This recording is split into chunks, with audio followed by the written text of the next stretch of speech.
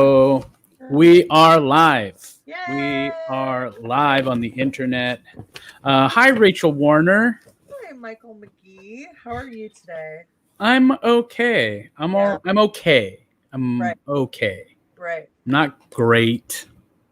Not not happy. I'm right. I'm content-ish. You Got it. know. Does that make sense? In the doldrums.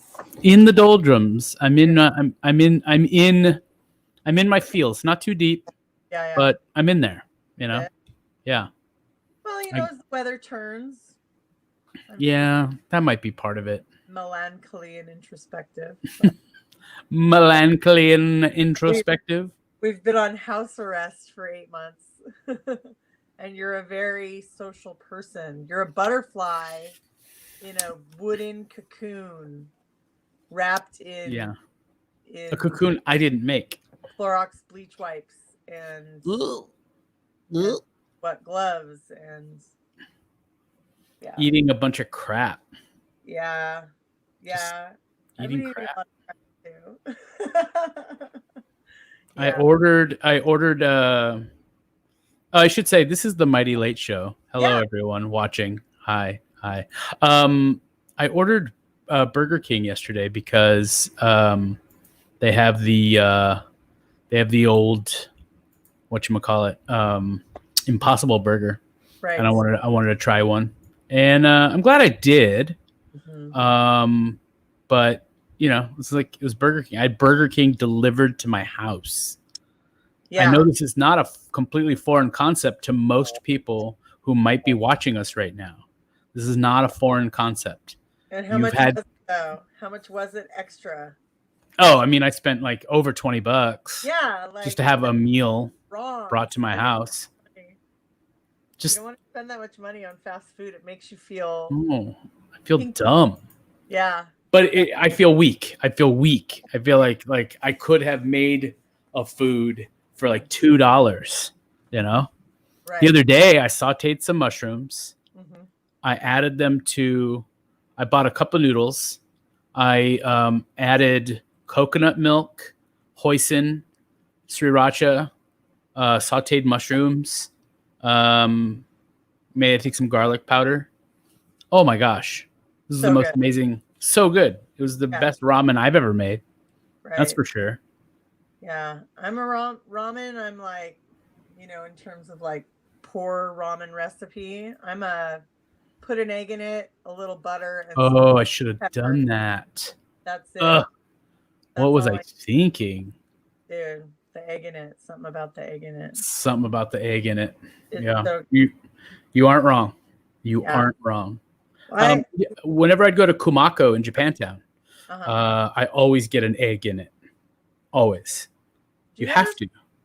hella break-ins in Japantown? Have you heard about this? Apparently, yeah. Like smash and grabs, like smash the windows and take off. It's awful.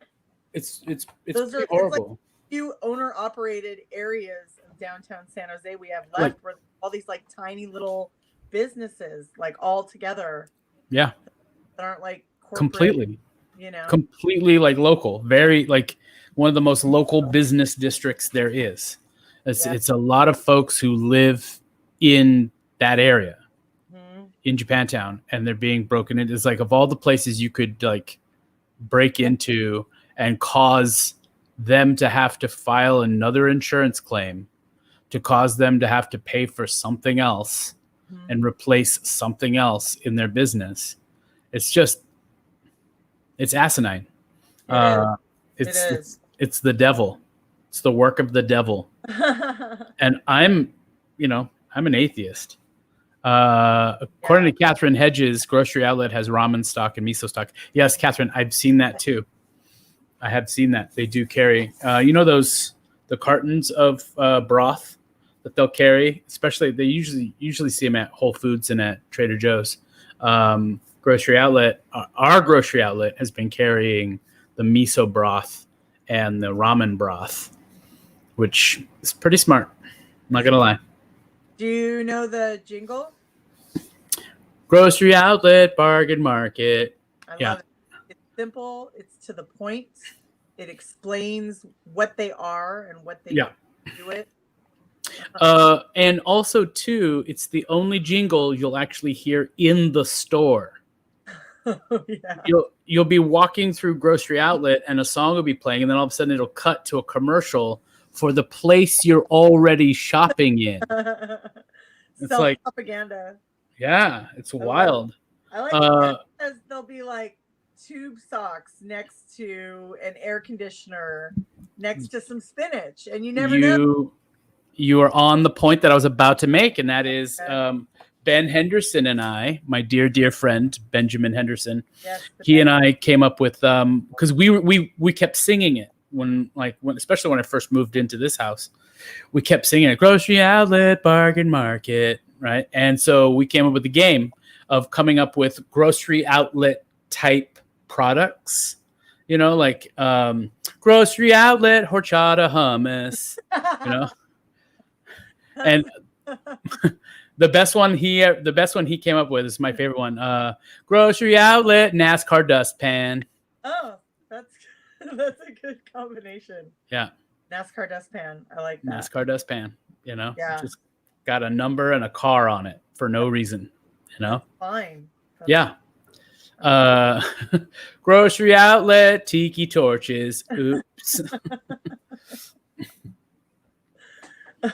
It's the only place where I can go. I can buy a garden hose, and milk, and a lathe for 35 cents because it expires tomorrow. Yeah, and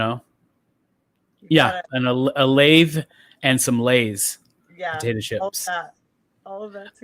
It's funny because they carry very specific things. Grocery outlet carries very specific items, and then there's the standards. Like you'll always find like the Hawaiian kettle cooked chips, the Maui onion and that sort of thing. You'll always find certain Doritos, certain kettle cooked chips, like the random flavors, like Bigfoot barbecue or banana. Grocery outlet pico de gallo ice cream. But then you have like the most random items that are clearly only going to be sold this week, and you'll never see them again. Okay. Never. Ever. So grocery outlet fiery cherries. Yes. Nailing it. Rachel Lauren, you're nailing it. That's like when you go to Ross, if you see something you like, you better don't wait. Don't plan on getting it another day. It's not going to be there. I've never owned a pair of comfortable what are they called? The Chuck Taylors, right? Converse. Never owned a pair. My feet are too wide for them. Okay. But one day I happened to be at Ross, the old Ross downtown, and I just pointed in the wrong direction. It's actually I know what you mean. Yeah. And but I always point in the wrong direction in my house for some reason. It's a joke. It's a joke with me and my housemates. And I'm at Ross, and there's a pair of way too big, but they'll fit because they're too long, so they're wider. Of orange, the brightest orange Chuck Taylors I've ever seen, high tops. Amazing. And they were and they fit me pretty well. Yeah. But I was really broke. And I was like, they were like $13. And I was like, it's this or a bill, it's this or, and so I didn't get them. And I've regretted it ever since. Because they were gone. Oh, they didn't last a day. Oh. They didn't last a day because somebody came in and was like, what? Yeah. I must have. I'd probably still have them. I would probably still be wearing them. That was like 6 years ago. Yeah. I'd probably still have them. But no, I fucked up. I done fucked up. Grocery outlet, orange Converse. Big ass orange Converse. Big ass orange Converse. Clown shoes. They kind of would have looked like clown shoes on me. That's the main reason I didn't buy them, is because they were pretty long. And the reason we know what clown shoes look like is because shoes after a certain length look comical on a person. If they're too long, if you wore a size 14 men's shoe, people would know, like, your feet are not that big, Rachel. Yeah. Your feet are not that big. You are stuffing. Yeah. You're clearly stuffing your shoes. Weirdly enough, with a bra. That's weird. And I feel like I would have looked very comical, but I feel like with those shoes, big bright orange Converse, I could have gotten away with it. Right. Because the one shoe I could have people would have been like, yeah, those are way too big for him, but it's Mike, and we'll let these ones slide at this point today. Yeah. But I don't think I need something with more arch support anyway, and that's not what they're known for. For that reason, I can't wear the thing. Yeah. Well, yeah, and I mean, especially, before all this, you worked on your feet, all night. Yeah, I'm one of those people that buys a pair of work shoes and wears them out in 6 months. Yeah. Then buys another one, but it's important to get the new shoes. Don't shoes. Throw the old shoes away. Get the new shoes because it makes so much difference. Mm-hmm. Good mats on the floor is also key. It's both. Very much so. Where the rubber meets the road, it's both. Literally. Yeah. Or that was, although I don't sit down a lot. I stand up a lot at home too. I'm finding I eat standing up just like I did at work. I do a lot of work standing up. I wish I could say the same. I love sitting. I'm a big sitter. And I don't want to be. Right. I don't want to sit as much as I do, but which is why I was always which is also why I've never driven. Right. I don't drive. I don't have a license because I know me, and I would be, I'd be so much fatter if I drove a car. Because I would just be like, I'm going to go to San Francisco and eat food and then get back in a car and go home. And I'm going to sit the whole time. Wow. Well, I didn't have a car for 10 years because I didn't want to drink and drive, and I was drinking pretty heavy. So yeah, I know all about the self-regulation. Yeah. The self-policing when it comes to cars, for sure. And that made it so that I could drink like crazy. Because I was never gonna I was never gonna get in a car. I was never gonna operate heavy machinery, So I could just drank and drank and drank. And I did. I drank for everyone. I was like, are you gonna finish that? Because I will. So much on cabs, and then I quit drinking, and Uber and Lyft became a thing, and I was like, are you fucking kidding me? Reasonable rates finally for being able to get hammered and then go home. But yeah, it's all timing. Grocery outlet had discontinued military boots a few years ago. I got a pair that fit, but they're still in the box. Catherine, wear those shoes. Wear them. Put them on this winter. Boom. We want a picture. Yeah. Grocery outlet, military boots. Discontinued. Yeah. It's funny. I have the most uncomfortable pair of shoes I have. And thank you, Medi-Cal, because I have funky feet. And so my podiatrist had me go and get fitted for a special pair of shoes. And they are so uncomfortable. Yeah. They were like $800 shoes. $800 shoes. At least that's what the bill would have been, but it was through Medi-Cal, right? Thank you, Medi-Cal. Thank you, Medi-Cal. Thank you, Medi-Cal. And I gotta say, they're so uncomfortable. And I don't know if it's I need to break them in more, but I would think my own shoes that were made to fit my feet shouldn't need broken in. They should be right. They should feel good right away, Foot. Yeah, I don't know. Catherine's military boots made me think of that. Yeah. I don't know. But I also haven't had to walk around as much, coronavirus is no, stay home. Yeah. Stay home. Did you not watch that one thing on Netflix already? Yeah, the terrifying. You need to watch that. Watch that again. Watch that again. Watch more stuff. Yeah. Hello, Andrew Bolden. People are still in their bolt holes, and it makes sense because this is not over by a long shot. But we are figuring out how to do something safely. We have a little bit more information. I feel like responsibly things are starting to happen And there hasn't been like COVID spreads from those things happening. So Right. that gives me hope for the future, Yeah, same. And also the county is there's the possibility of the county opening up next week even more. I heard and that. letting restaurants have indoor eating at up to 25%. Now, I don't know if that has gone through yet. I don't know when we'll know, but that's kind of that's interesting. I don't know that I would necessarily go inside and eat. No, not at this point. No. I've written off 2020 as like I'm not going to do anything. I'm not going to do anything going in there. Yeah, it's well, I've started to bubble up with. I do have a bubble now of people, playmate for my daughter, and Atu and Aunt Lizelle, they roll through, and we have like a socially distanced yard thing every couple of weeks, but no indoor activities, nothing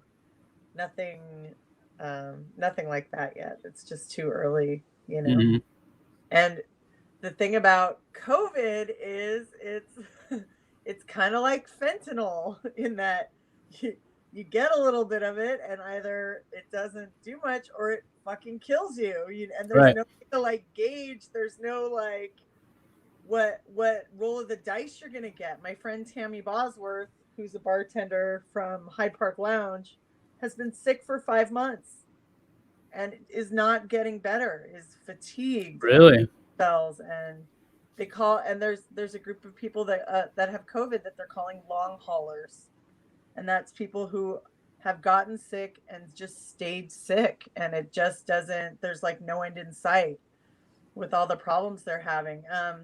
The lead singer of Korn suffered heart damage. He had COVID months ago. Was it Korn? I think was it Korn? Maybe Tool. Maynard from Tool. Oh yeah. Yeah, he sustained heart damage. He had COVID months ago, and so you just don't know what the roll of the dice. It's not like before I was really blasé about it. Like everyone's gonna get exposed to it eventually, so it's just trying to kind of slow that roll. And now it's like, no, I don't want to be around anybody that has this. I don't want to get sick. I don't know how sick I'm gonna get. You just don't know, So it's scary. Yeah. It's still scary, It is. And it's, I've been going out, the occasional getting coffee with a friend, sitting at a cafe, but like my mask stays on. Yeah. It's not, I don't want to mess around, but at the same time, I'm like, as long as everyone around me is being good about it, then I don't have an issue, Right. So I'm all for people being social, as long as they're smart about it, Absolutely. And like I said, we've got more information about it now. We know that the masks and being outside and staying 6 feet apart make a huge difference. Yeah. Difference. And so in those parameters, we can socialize here and there. Not, I wouldn't do it every day, but yeah, we're human animals. We need contact. We need, to be sociable, and there's going to be lots of long-term effects from COVID that are not related to COVID. You know what I mean? Like, and a lot of that has to do with people's mental health, their ability to communicate with other people. It's like people, you try to talk to somebody in public now and they're like startled. They're like, there's like this startled rabbit thing of like, oh, do they see me? Like, what I mean? It's so different now. Like, I think it's brought maybe a little bit of a timidity out in people, in a social way. It's interesting. Yeah. It's interesting what you get used to. For sure. What's it say? The big problem with COVID seems to be that it causes clotting, lungs, brain, extremities, kidneys, whatever. That's really what scares me about it. Yeah. Yeah. Yeah. So much more that we don't know, We don't know about the long-term effects, and It's just a lot on top of everything else. Everything else. We're gearing up. We're 23 days away from an election that is going to make us or break us. I mean, that's pretty much where we're at. Like, my spirit, at least. Yeah. I mean, it was pretty crushed when Bernie Sanders dropped out of the race. Like, that was pretty much like, that was probably the worst shit sandwich that I had to eat this year. Being depressed. But man, if Trump gets reelected, oh, dude. And the closer it gets, like, no president, every president has a shitty record. No president was like perfect all the time. Everybody's got bad stuff, you know. It's like, but I didn't walk around with my heart in my fucking throat and butterflies in my stomach when Obama was president. The way that I am now, you know. I feel anxious all the time, and I hate that I have to think about him every day. Like, I don't want him in my brain. I don't want to give him any energy or time or anything, and I have to. You know, it's like the thing where they say that like the average American thinks about Abraham Lincoln 5 times a day because his face is on the $5 bill. True. So, but it's like I think about that with like Trump, and it's like, how many times a day? How much of my life essence am I wasting on this motherfucker? You know what I mean? How much of my time but I, you know, it's like I can't not think about it. Right. You know? So it just such a weird time. According to Jimmy Begas in the comments, he says COVID gives you the shits. I bet it does. So does Trump. I've noticed. Both of those things have lots of poop involved. Yeah. Catherine says a friend of mine. Yep, a friend of mine had it and went through a 90-roll industrial pack of TP. Jeez. Yeah. No thanks. That's a lot of pooper. It's a lot of pooper. I will say this. I'm in the unhappy position right now of having to go through toilet paper that I don't like, that I bought when you couldn't find any toilet paper. And so I have my brand of toilet paper in a 15-pack, and it's just sitting there waiting for me to use it. Yeah. I'm not letting myself use it until I go through, you know, I mean, the crap, because I'm not going to waste it, but I hate my toilet paper right now. Sure. I would say save a roll of the shit paper, no pun intended. Save a roll of it for your guests for when you can finally have guests again in your house. What guests, right? Right. I mean, it's silly to. There's no one to help me share me and my kid got to go through all of it. I bought bamboo toilet paper from Grocery Outlet last week. Yeah. It all comes back to Grocery Outlet. I have 3 stores I can shop at with regularity. And that's, my local grocery, my local market, 7-Eleven and Grocery Outlet downtown, For sure. I don't have many choices on foot and then by bike, I can go to Target. I can go to other places, but then how do you carry your bags, dude? It's like the whole thing. So for me, if I'm going to go by bike, I can only take what I can hang on my handlebars and fill in a backpack. So the intention is to only go for like absolute necessity. So like a couple months ago, I went because I specifically wanted to pick up a cheap drill. I needed a drill. And so I thought, well, I'll just get a cheap one at Target and it'll fit in my backpack. And then I'll pick up a couple of other smaller things. And so I just don't overload. I just once I reach my weight limit or my volume limit, then I check out, but it's also just nice to like leave my neighborhood and go somewhere else and do some shopping because I don't do it very often. So for sure. I know it's even a shopping trip now is like, wee. Yeah.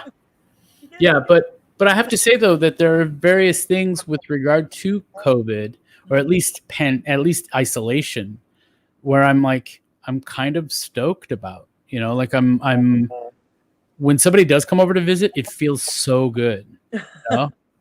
when I do see someone and we hang out in my driveway, it is the best thing ever.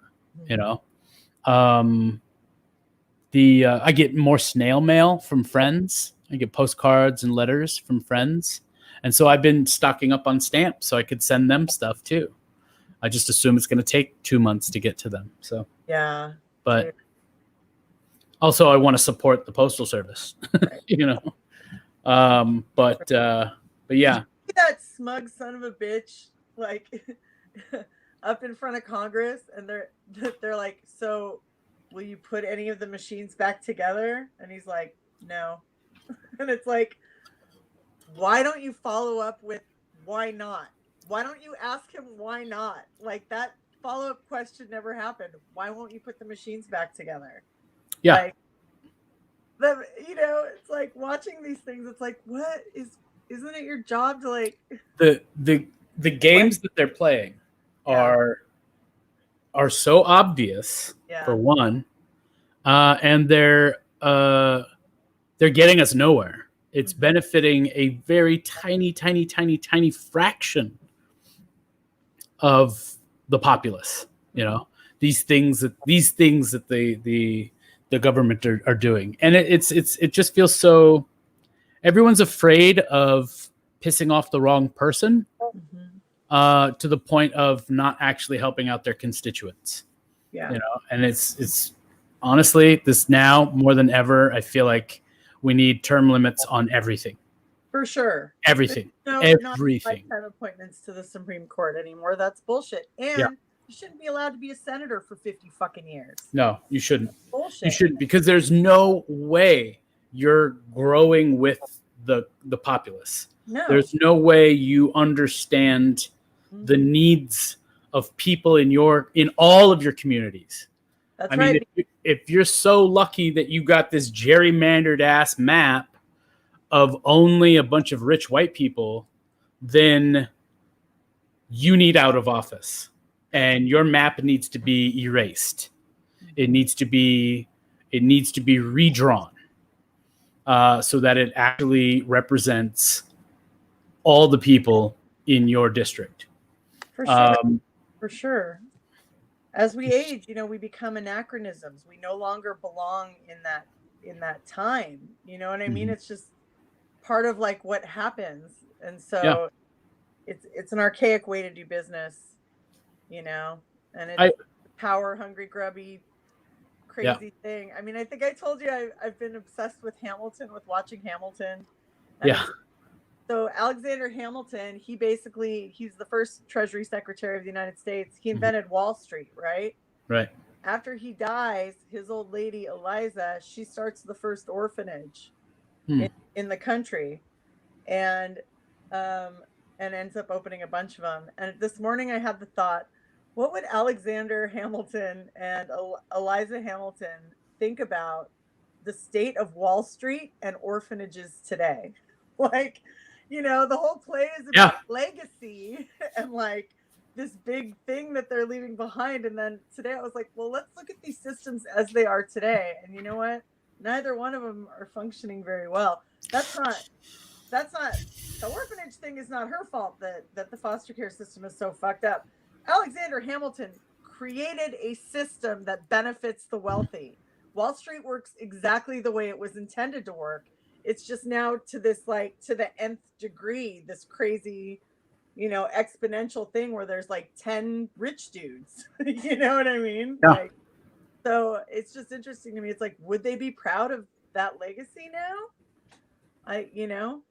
To see what it's turned into, how much damage the foster care system has done to children, how much damage Wall Street has done to America, Yeah. It's like, and then I was like, oh man, I really like the play though. Yeah. But it's like, it's just kind of depressing, Yeah. I'm fascinated with Hamilton too, in that as the historical figure. I've never seen the show, but I have a friend, Lin-Manuel Miranda, and we were on tour, and he goes, "Hey, check this out!" And he shows me this video of Lin-Manuel Miranda doing one of his Hamilton songs with somebody playing piano, and it was like in this small room, and it was like the beginning of him working, and he's like, yeah, this is a guy I know. He's doing this show. It's called Hamilton. I was like, oh, Hamilton was an interesting historical figure. Like, he definitely needs to be written about for sure. He's like, yeah, this musical might go somewhere. And I was like, cool, that's great. That's awesome. I wish him luck. So, but I never heard anything else from that Lin-Manuel Miranda. I don't know whatever happened to him. I don't know. He disappeared into the Hamilton also, it's really interesting too when you watch one of my favorite miniseries, which is a total, I'm definitely a political nerd or geek, I would say. Less nerd, more geek. And I can explain my definition of geeks and nerds if you'd like. But the miniseries, the HBO miniseries, John Adams, is fantastic, and Hamilton is portrayed as a very shrewd, kind of hungry, out for like his own, making his own name, and he's trying to explain to Washington and Adams and Jefferson, like we need a national debt. We need a national debt if we're going to get anywhere, And if this country's going to have any, say so in terms of world affairs, we need to have a debt, and we need to basically owe other countries money or resources. And it's just that fascinating. And he's not wrong. He wasn't wrong, right? But like the concept was so foreign to everyone else. He was a very smart man. He was a very, very smart man. Yeah. Yes, he was very smart man. Very smart. Let's see here. So I have my ballot out. Okay. And I've been waiting for tonight to talk about it with you and Atu. I should explain to those of you watching, if you're wondering where the heck Atu is, so are we. No. No, Atu has another show this evening, and so he's doing that. He's doing what's important to him. Thanks, Atu. I'm not judging. I'm not. I swear I'm not.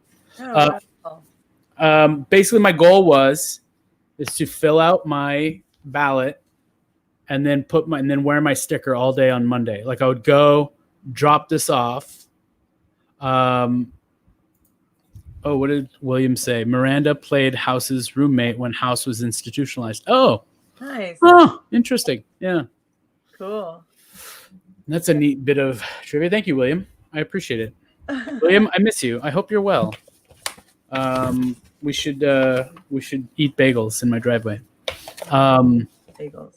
Well, I keep bugging you, Rachel, because we need. I know. With the kidlet in school, it's really hard. I mean, I have to be sitting right next to her. Right. Checked out. So, is there like a 90-minute period in your life where you are free? I can arrange for that. Okay. I just have to arrange for the baby daddy to watch the daughter. Yeah. Yes, I can arrange. Because I want to feed you. I want to feed you. I love. I want to feed you. Love you. I want to feed you mostly. Yes, Rachel Lauren. Yes, this is the Rachel you're supposed to meet. Hi, Rachel. Two of my favorite Rachels in the whole world, and. Actually, yeah, my absolute favorite Rachels in the whole world. Rachel Lauren is an educator for special needs, and she is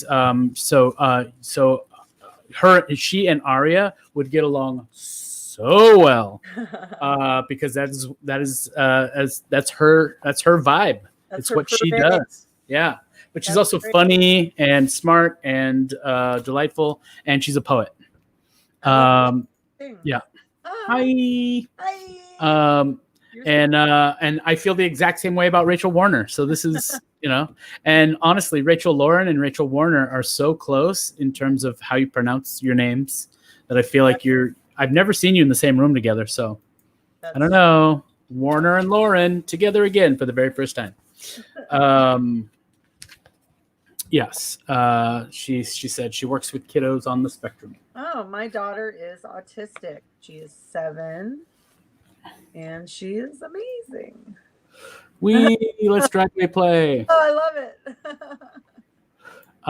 it. So tallies, are we doing the local first? Oh gosh. Oh, you know what? I don't have my local. My local's in the living room, I think. You have the local? I have both. But okay. Let's do local first. Let's do local first because I feel like that's important. That's what's important right now. Right now. I feel wait. I do have it. On the local stuff. You feel what? Way less informed. Okay, well, let's just kind of go through everything and get an idea because I do also have Surge showing up for racial justice. I have their voting guide up and ready. Okay. And then I also have another one that was recommended to me by a guy named Pete. What's his last name? Pete Stahl. And it's Pete rates the propositions. And I'm going to go ahead and put that in the... Okay. Let's see. Throw that. So PeteRates.com. His are pretty good. I've read through a few of them, and he rates the propositions. I think it's statewide, I want to say. There's some good stuff in there, and he does all the elections. These are for California, so his are for the state, all the state stuff. And then Surge, I pretty much kind of identify with what they're saying in terms of their voter guide. Pretty much down the ballot. So I'm going to pull theirs up too. Surge Voter Guide. This one is through Sacred Heart, which is Sacred Heart's voter guide.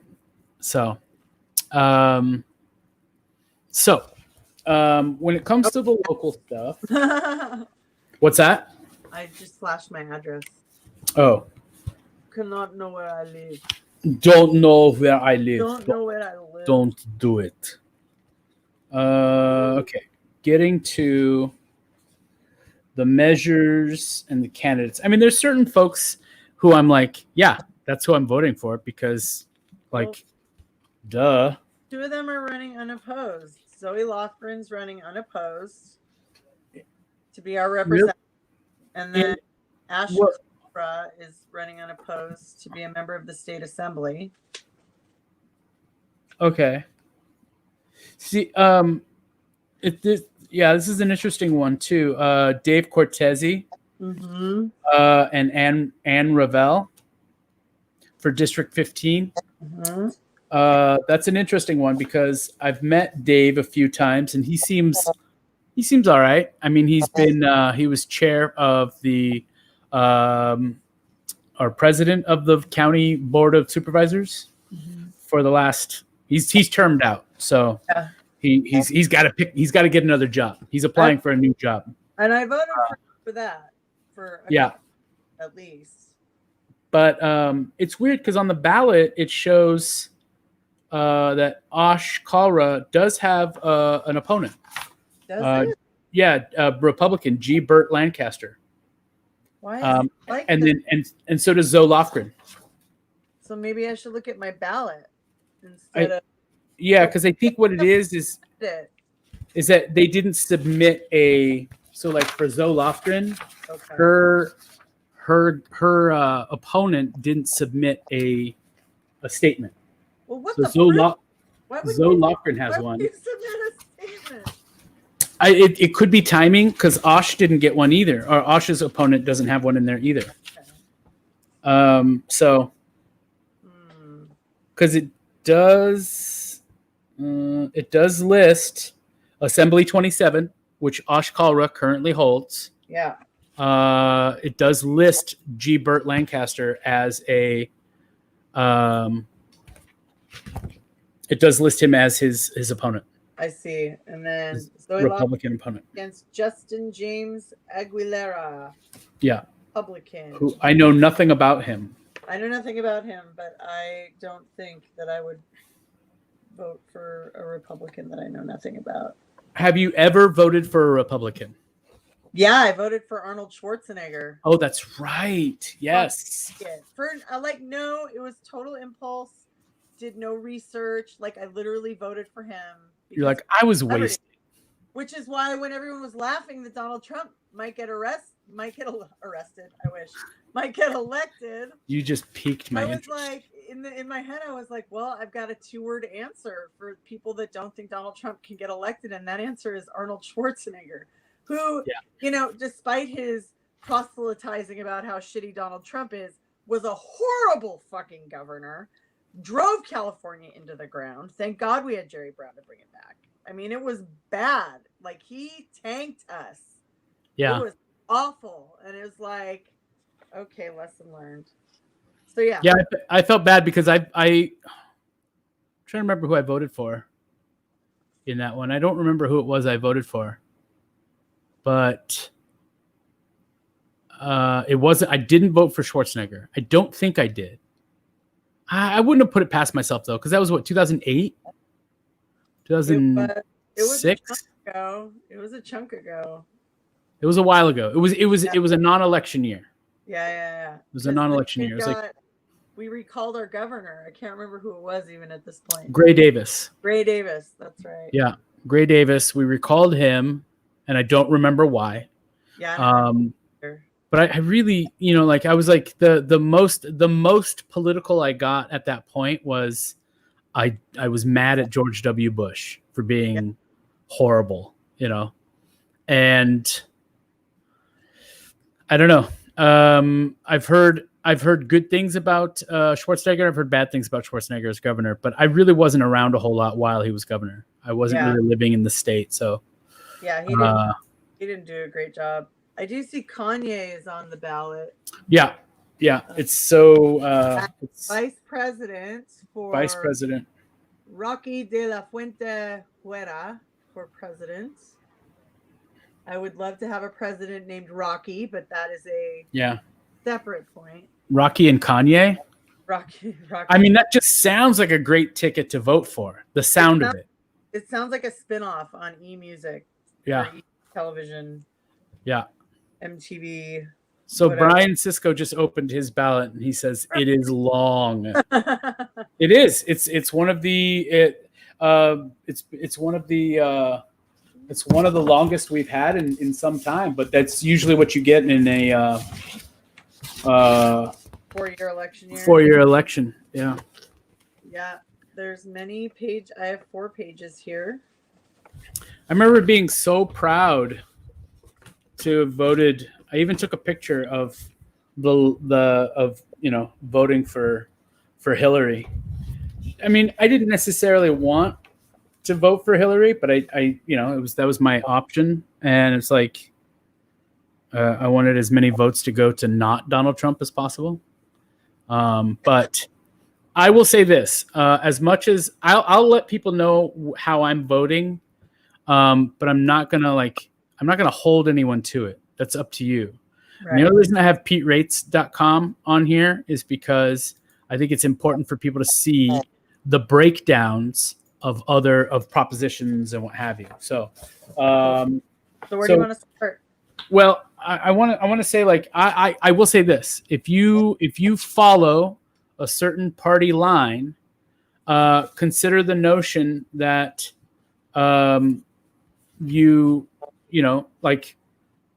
it's not going to hurt you to vote all the way down your party's down ticket. Go for it, do it. But just know I will be very mad at you if you vote for Donald Trump. Very, very mad. No, I mean, you have to do what you have to do. I cannot. I can't. All I can say is I don't think the country's in a better place than it was, and it certainly wasn't where it was 4 years ago. In some cases things are better, some for certain people. But I would say that for most people I know, things are not better. And so so to me, that means that there needs to be a change. There needs to be a change in government. And I honestly, personally believe that there should be a change in government all the time. There should be a constant change. I think presidents should only be president for, we'll say, one term for 5 years. That works for me. You can't be president again. You've already been president, you know. I would say, you know, my gut says you can be senator for 2 terms, 4 years each. That's it, you know, or 5, you know. Yep. Get shit done. Do it. You get more time, and you have more time to do it in, but you only get 2 shots at it, you know. And no more lifetime appointments. No more lifetime appointments. It just doesn't make any sense. No sense. It makes no sense except for a power grab and a way to. It locks the country into certain directions for a generation or 2, you know. And I mean, maybe certain systems, you know, I think like with how long it does take, I can be swayed on the Supreme Court. I can be swayed. I think that if I heard enough good opinions, there are plenty of lawyers out there, I'm sure, who could explain why long terms are a good idea, then I could probably be swayed. But I think a lifetime appointment just doesn't make any sense. I mean, would you think about your great grandparents, right? Hopefully, I hope they're still alive.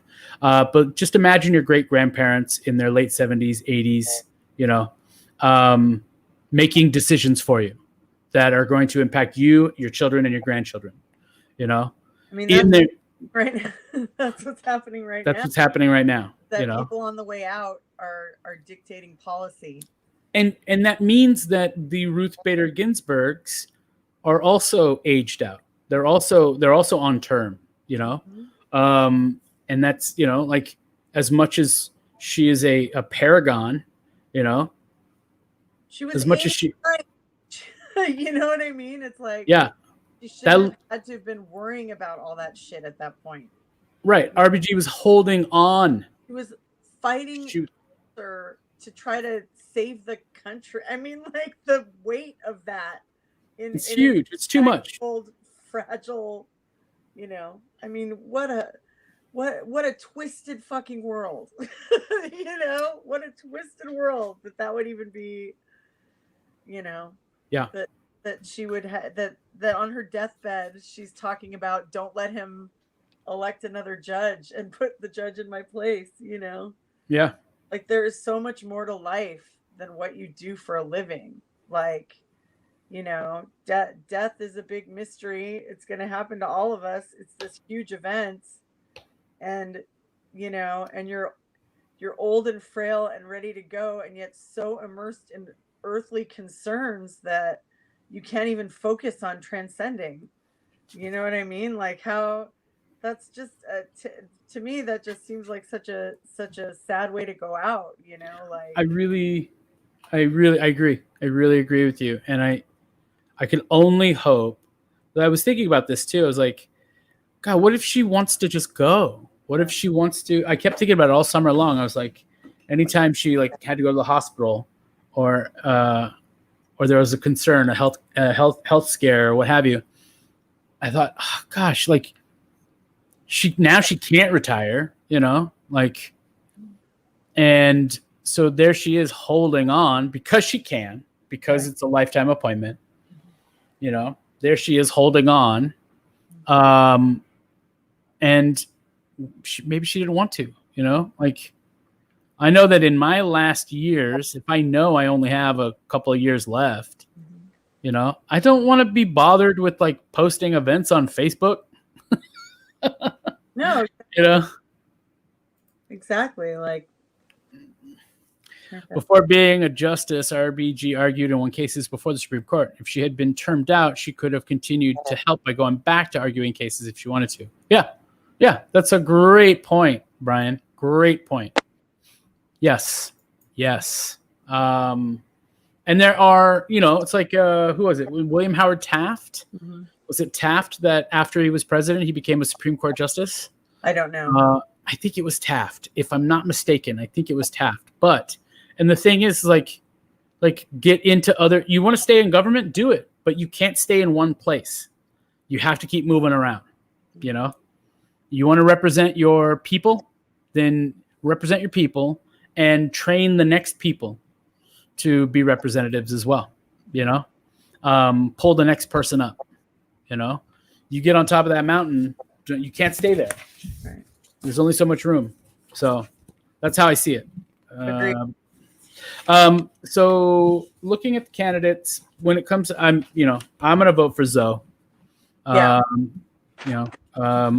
I don't know, this might sound weird to some folks, but I know it doesn't sound weird to others.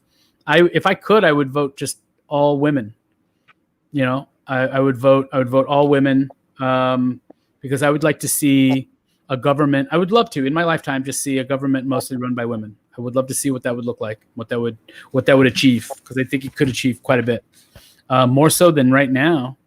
You know, at least spreading the good vibes. You know, which is, that's your job in government, is to spread good vibes. Right. That's in the description. So Zoe. Zoe for sure. Sorry, I'm mispronouncing that. No, it's all right. I was corrected 8 million times. And then I don't know, with Dave Cortez and Ann Revelle for District 15. Yeah, that's Obama backing Ann Revelle. That's Obama's. Well, look at everyone that's backing Ann Revelle. She went to Willow Glen High School. Oh, The local. So did I. I'm a Latina immigrant, and I'm a Willow Glen High graduate.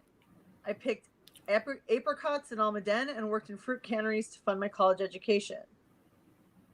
I worked with President Obama to tackle the Great Recession and took on big oil after the Gulf spill. So she was a lawyer. Aaron says, didn't Finland have all women? I feel like that is partially true. I feel like they had a lot of women in government for sure. But I also feel like they probably have very, very finite terms as well. Finland. I know nothing about women government.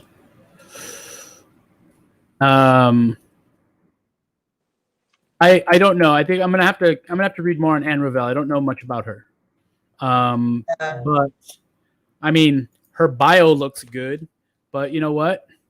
My bio looks good too, because I wrote it. You know? I wrote it. That's how that works. Looks like we got an almost there. I'm assuming that's Atu.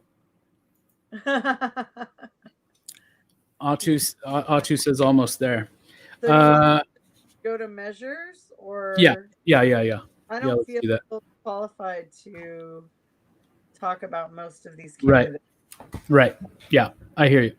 But okay. Yeah, I mean, if I don't know, and this is probably bad of me for voting purposes, but if I don't know much about the candidates, I do usually end up voting for the woman. That usually is my if I know. And I mean, with the girl. I feel like that's a better way of going about it than just going down ticket with your party. Yeah. You know, like, because there might be someone in there who is qualified, who does know what they're doing, and they just happen to be Green Party. They happen to be independent. They happen to be something else. You know, they don't want to be a part of. I'm not registered for any party. I'm independent, because I don't want to choose. I want to be able to look at the candidate that looks the most promising, and if I can't find information about them online, if I can't find information about who I'm voting for, I'm not going to vote for them. I'm not going to. You know, so like, for example, the people running against Ash Kalra and Zoe Lofgren, I'm like, good luck, because there's no way I'm voting for you because I know nothing about you. Right. You know, I'm sure in the 9 million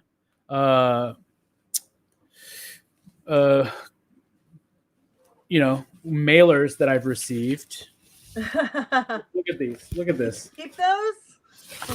You know what? I don't normally, but I knew that because we were going to be talking about ballots, talking about all the stuff, I knew I was like, I should hang on to them and see what they're saying, Yes. see if I got anyone in here who I've never heard of. But like most of them, I already know who they are, and who's this one for? This one is yes on Measure RR will save Caltrain to reduce pollution and traffic. I think Caltrain should be saved, but at the same time, I also think it should be cheaper too. So I don't know how you do both. Yeah, right. Most part of their thing was that it would be more affordable. Mm-hmm. With this measure, it's to preserve service and support.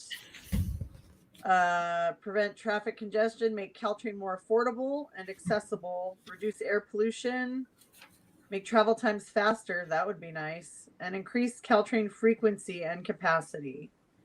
And they're paying for it with a 30-year 1/8 cent sales tax with oversight and audits, providing $100 million annually for Caltrain that the state cannot take away.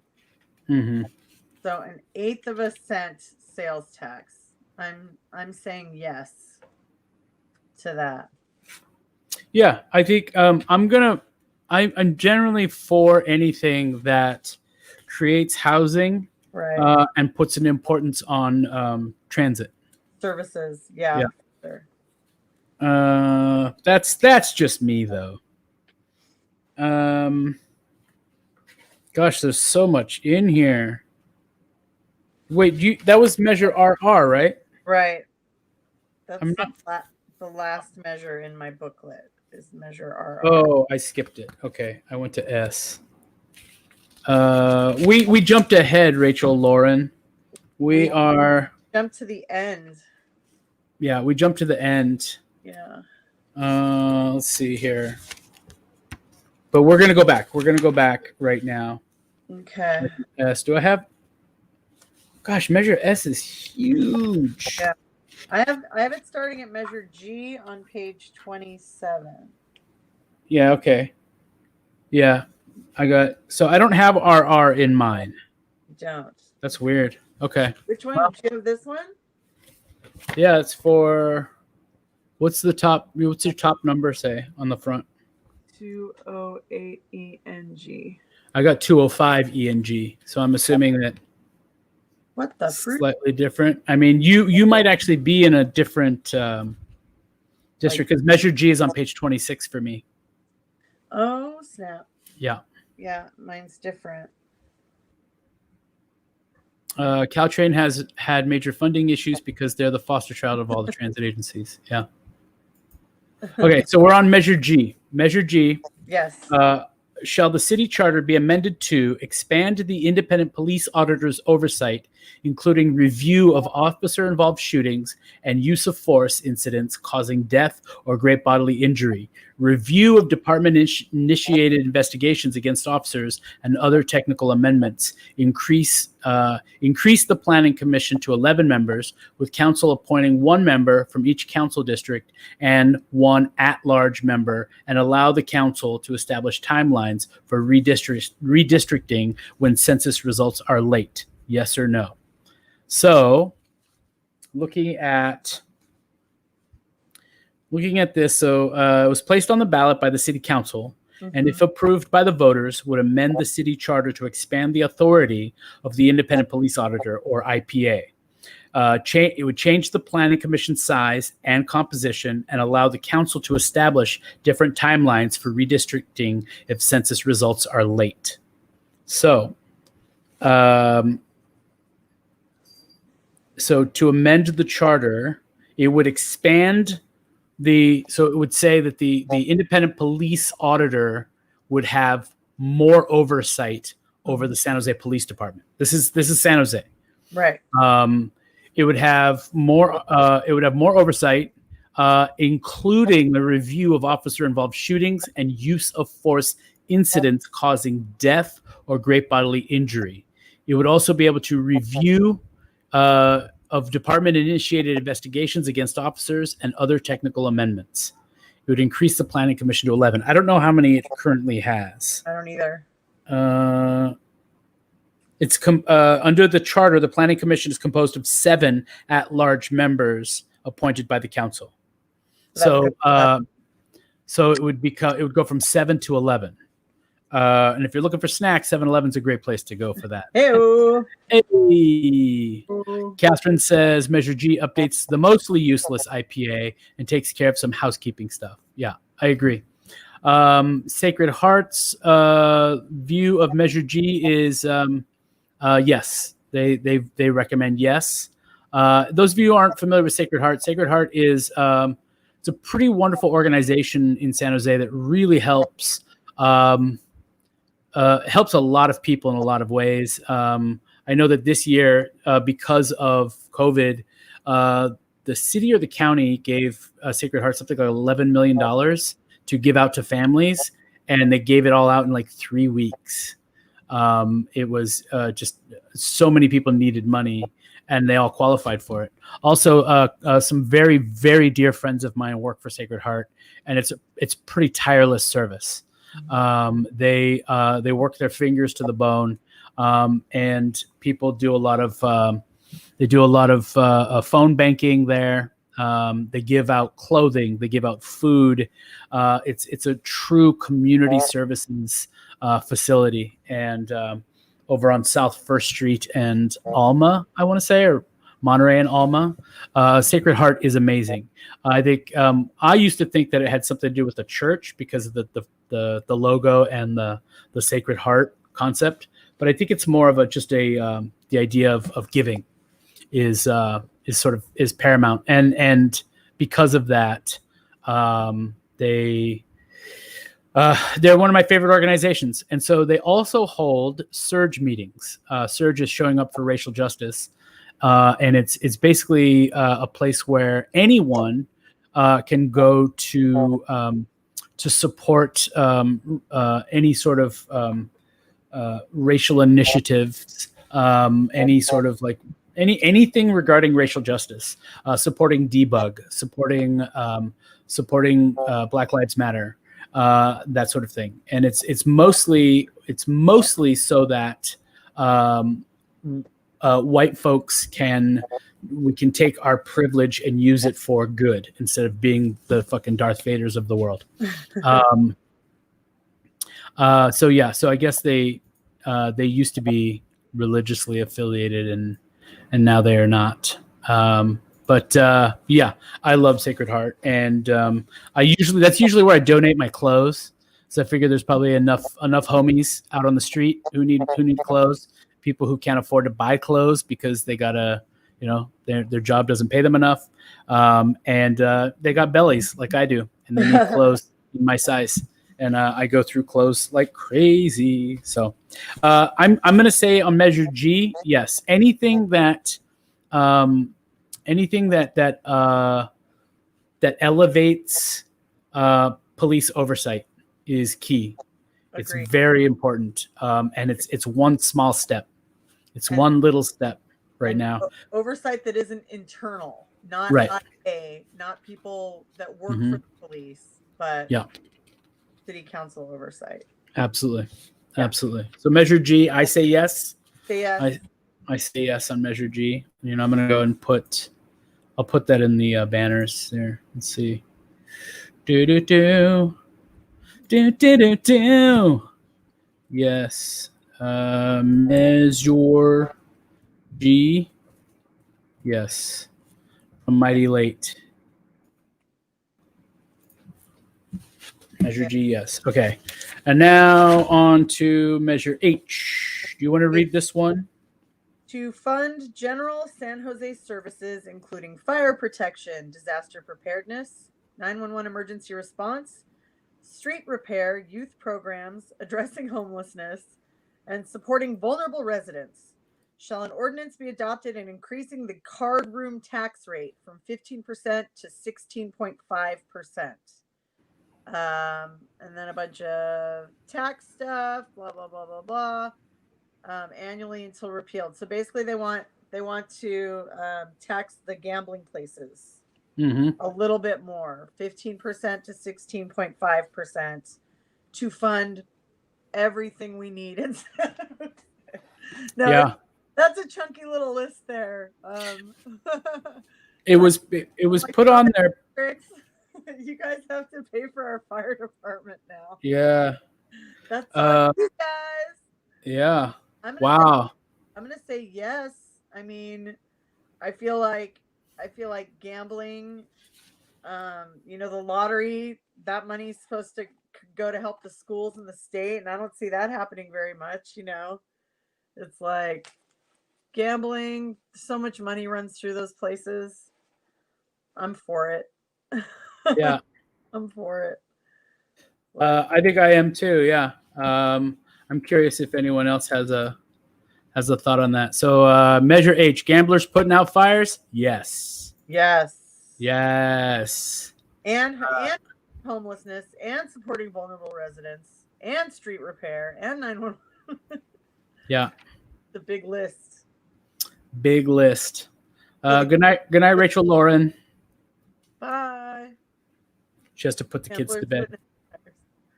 I love it. Yeah, so city council's behind it. There's no argument against it in this particular handout I have. Yeah. Which says a lot. Yeah. So, I mean, if it hurt the card places, they would have try to get some legislation in there. Oh yeah. Oppose it. They would be fighting. Yeah. If even they are like, nah, whatever, then.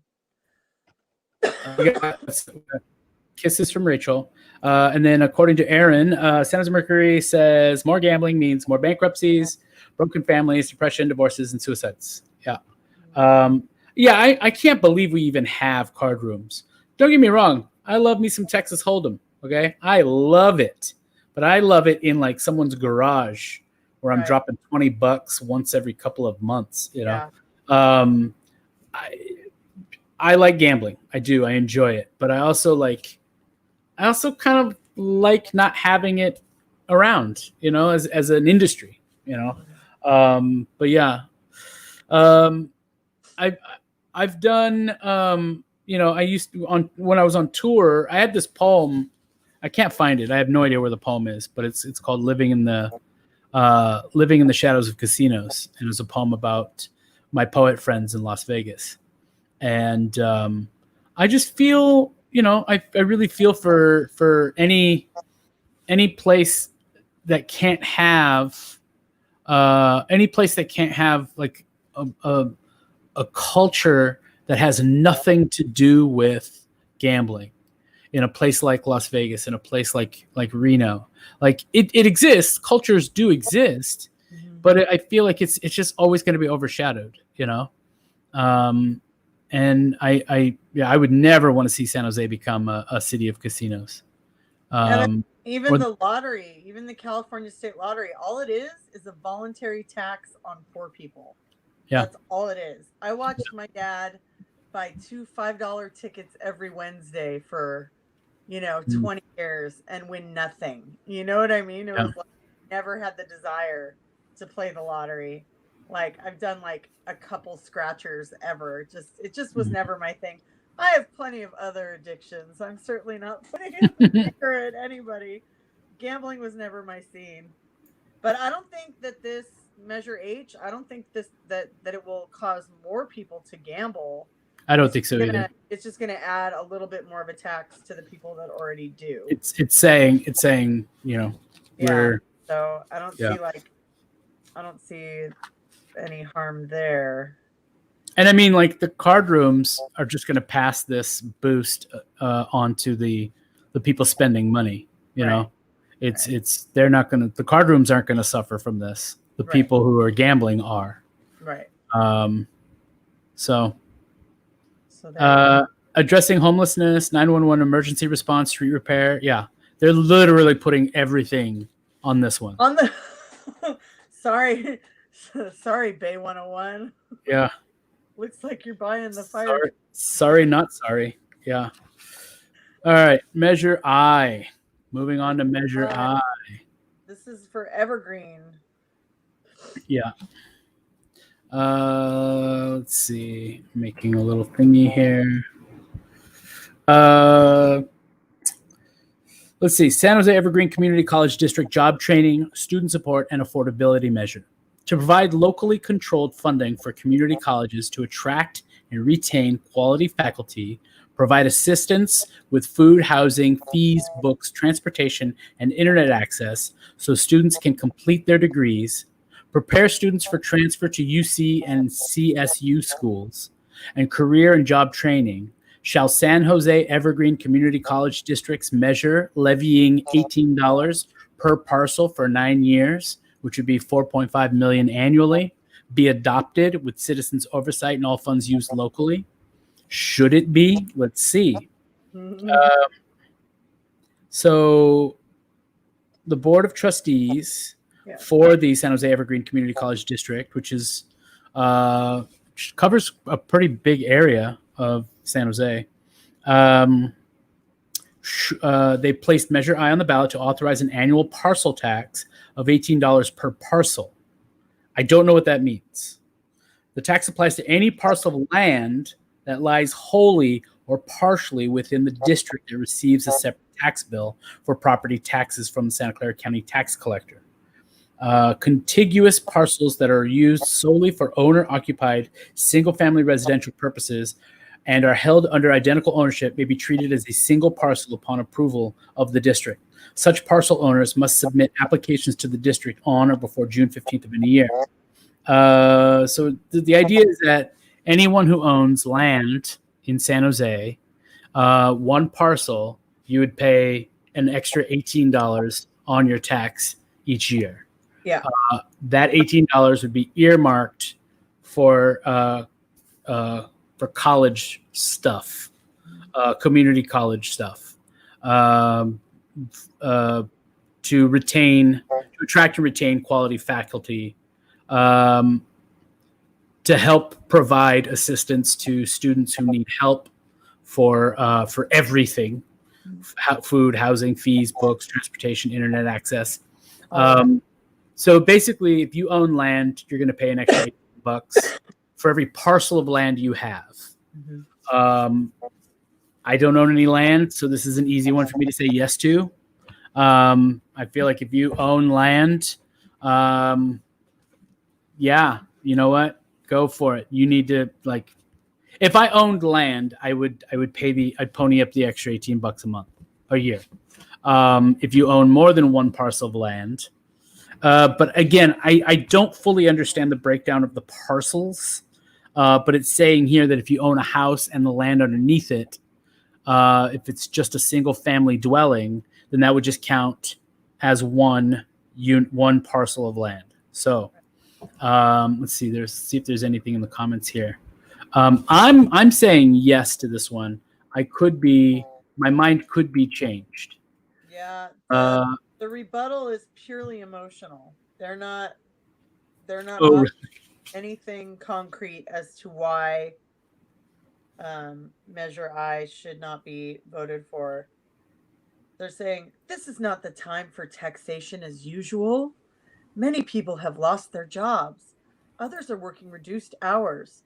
Many businesses have reduced revenue, and some have been forced to shut down entirely. Some may never reopen. And then they keep repeating, this is not the time for taxation as usual. It's in here like 4 times. They don't really seem to be mentioning the college much. Yeah.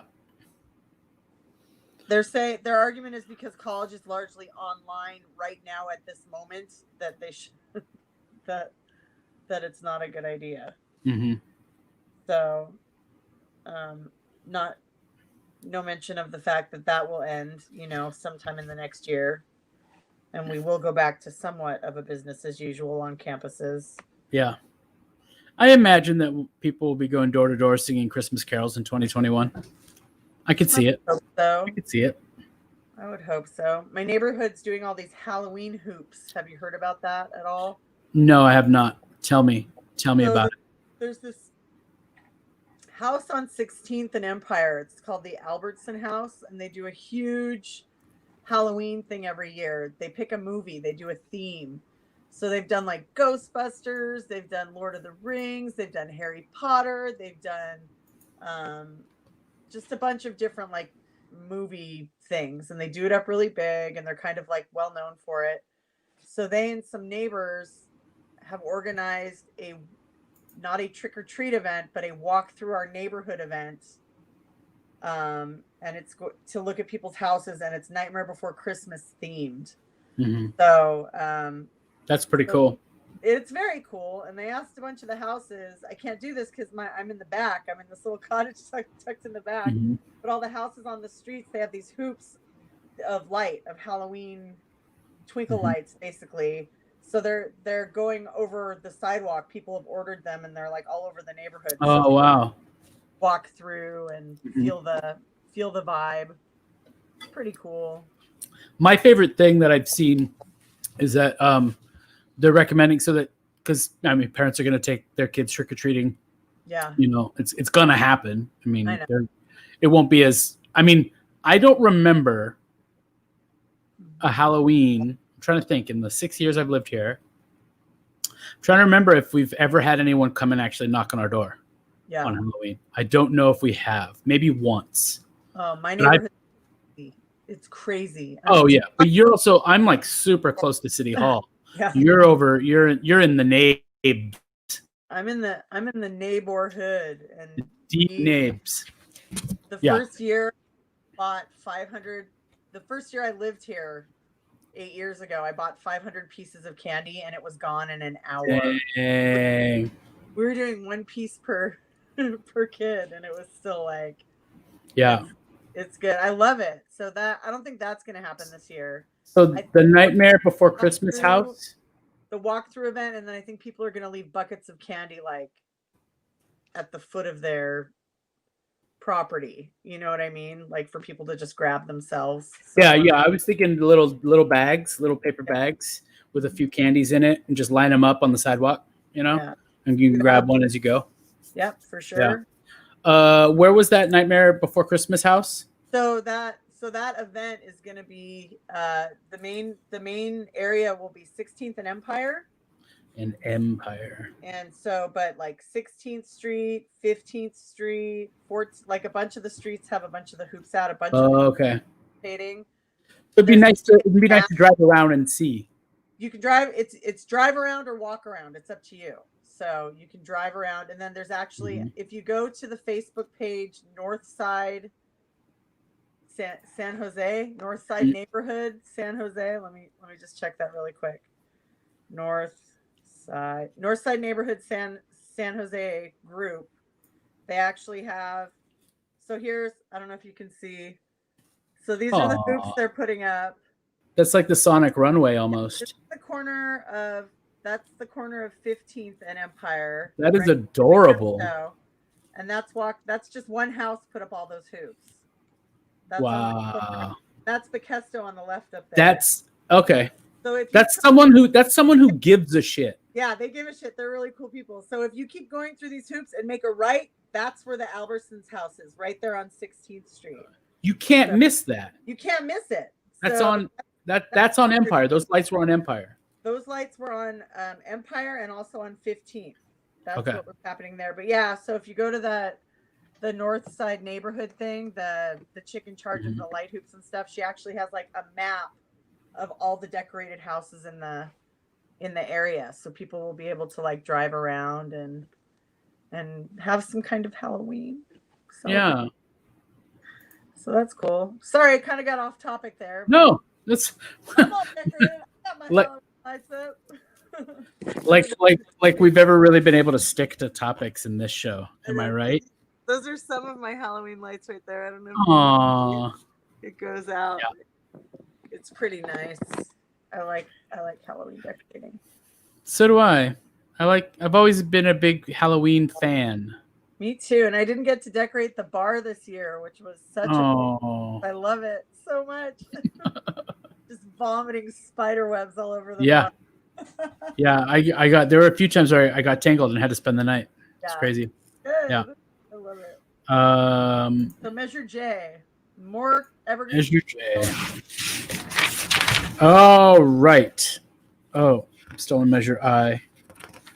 So this is also about Evergreen Community College. This is about bonds, authorizing bonds for them for upgrading facilities, students and veterans for university transfer, careers like healthcare, technology, emergency response, and recruit, retain quality faculty by modernizing, repairing aging classrooms, technology, science. I don't have to finish. Yes.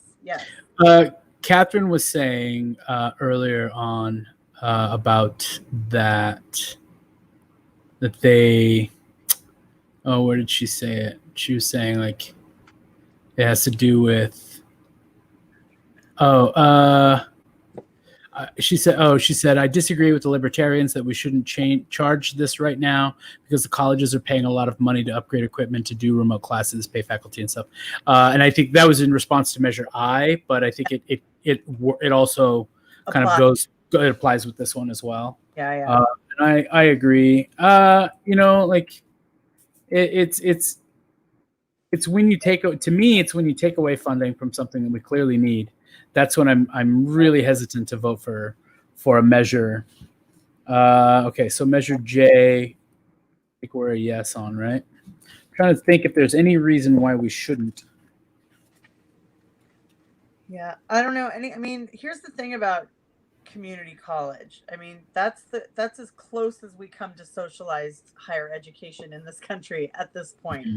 And it is a stepping stone for people who cannot enter a 4-year college right away, and I benefited from my 7 or 8 years of community college. I really did. I had some great teachers, it's an important thing. It's an important thing to fund. Yeah. It's an important thing to fund. They don't give a shit if you got a B in fucking math in sophomore year. You know what I mean? Like, you just get to go. Yeah. Like, you're paying for it. You should be able to just get to go. You shouldn't have to audition to give somebody all of your fucking money. Right. Right. Ridiculous. It's ridiculous how it's set up. The psychology of it, of not only do you have to pay for this, but you have to earn it intellectually. You know what I mean? That onus of failure, which they put on you, is so ridiculous. It's like the psychology in prisons where they give you slightly better conditions and slightly better food if you're willing to do slave labor. Where the onus is, it's your fault. There's a psychological thing of, it's your fault for being in here in the first place. Yeah. So you have this like shame and this guilt, and then they like barely improve conditions for you if you agree to be a slave. You know what I mean? And it's like, and of course you say yes, just it just feels similar to me. Yeah. I don't know why. There's a connection there. There is, Yeah. It's crazy. We are so easily manipulated by capitalism. Yeah. For sure.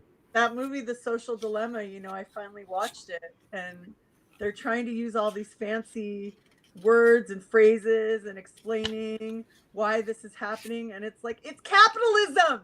It's capitalism. Yeah. With a capital C. Because you're trying to monetize people.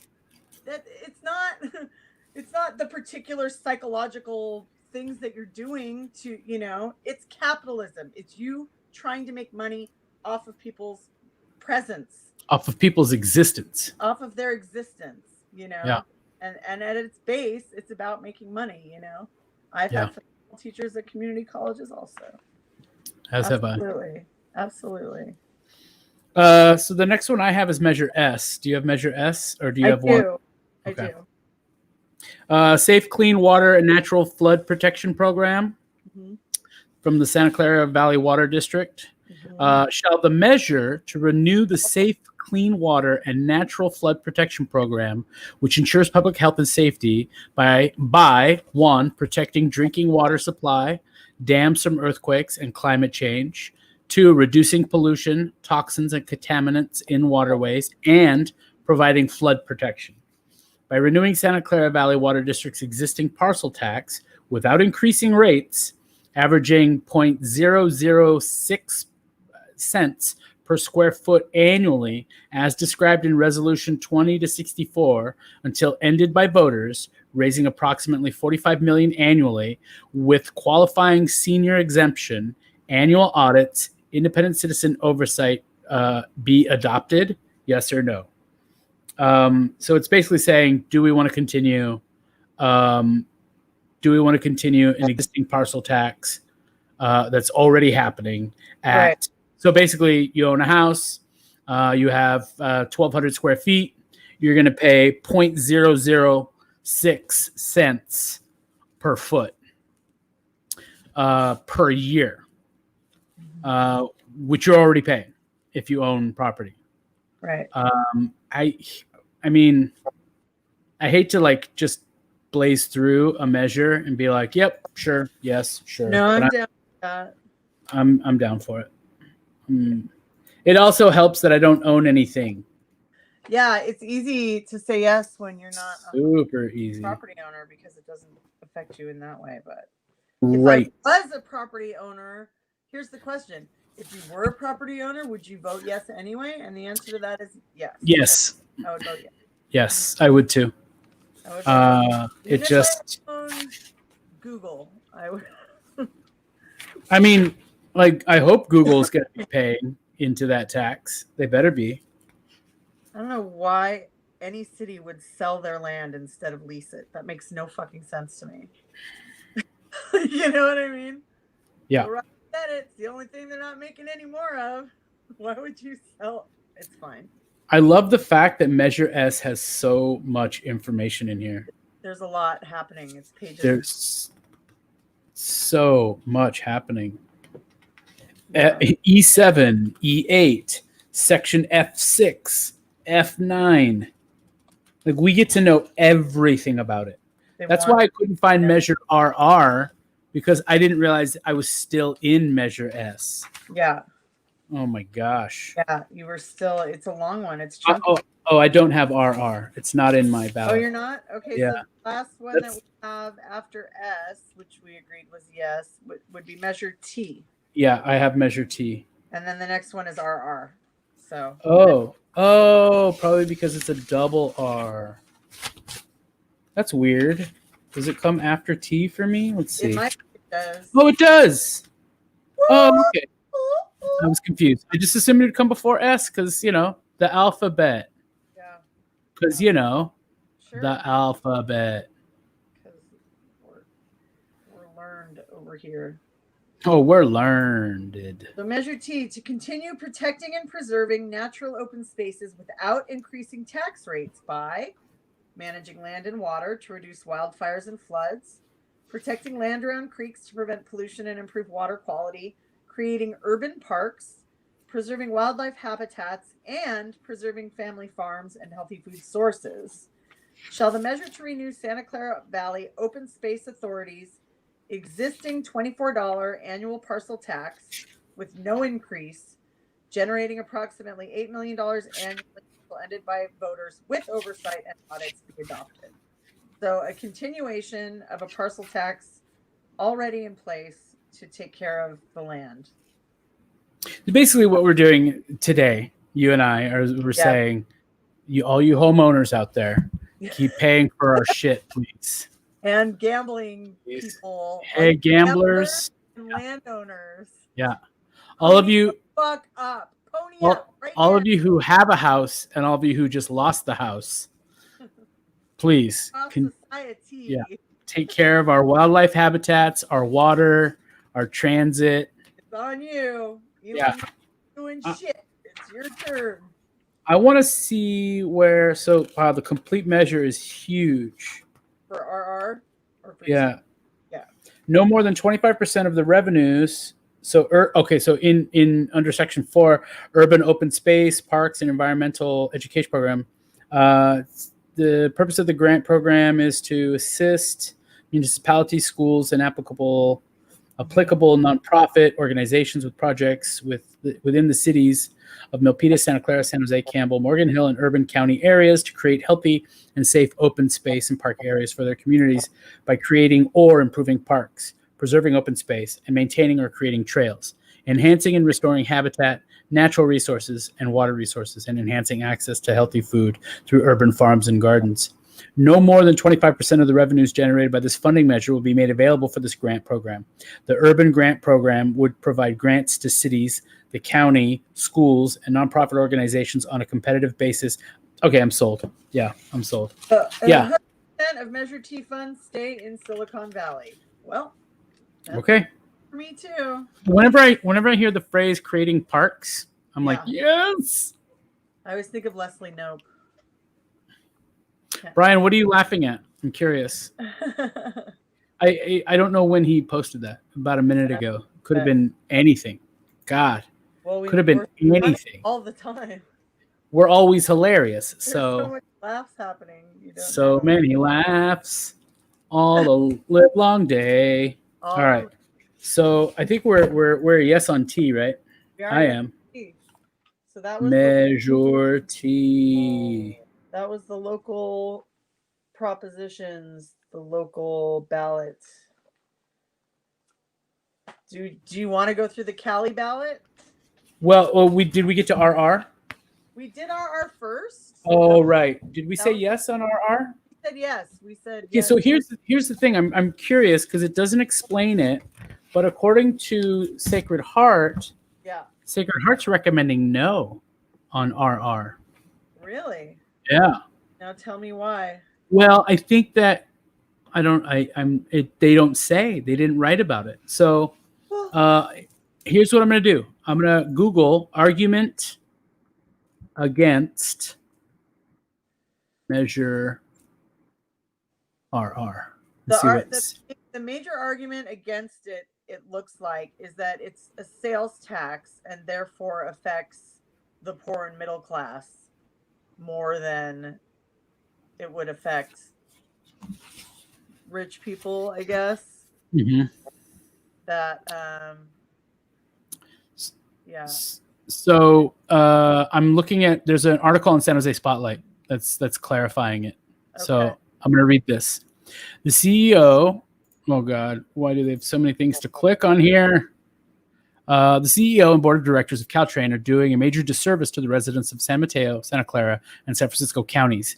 Their proposal to address and remedy the Caltrain loss of revenue problem is to place on the backs of the total population another tax initiative, while only a limited few will directly benefit.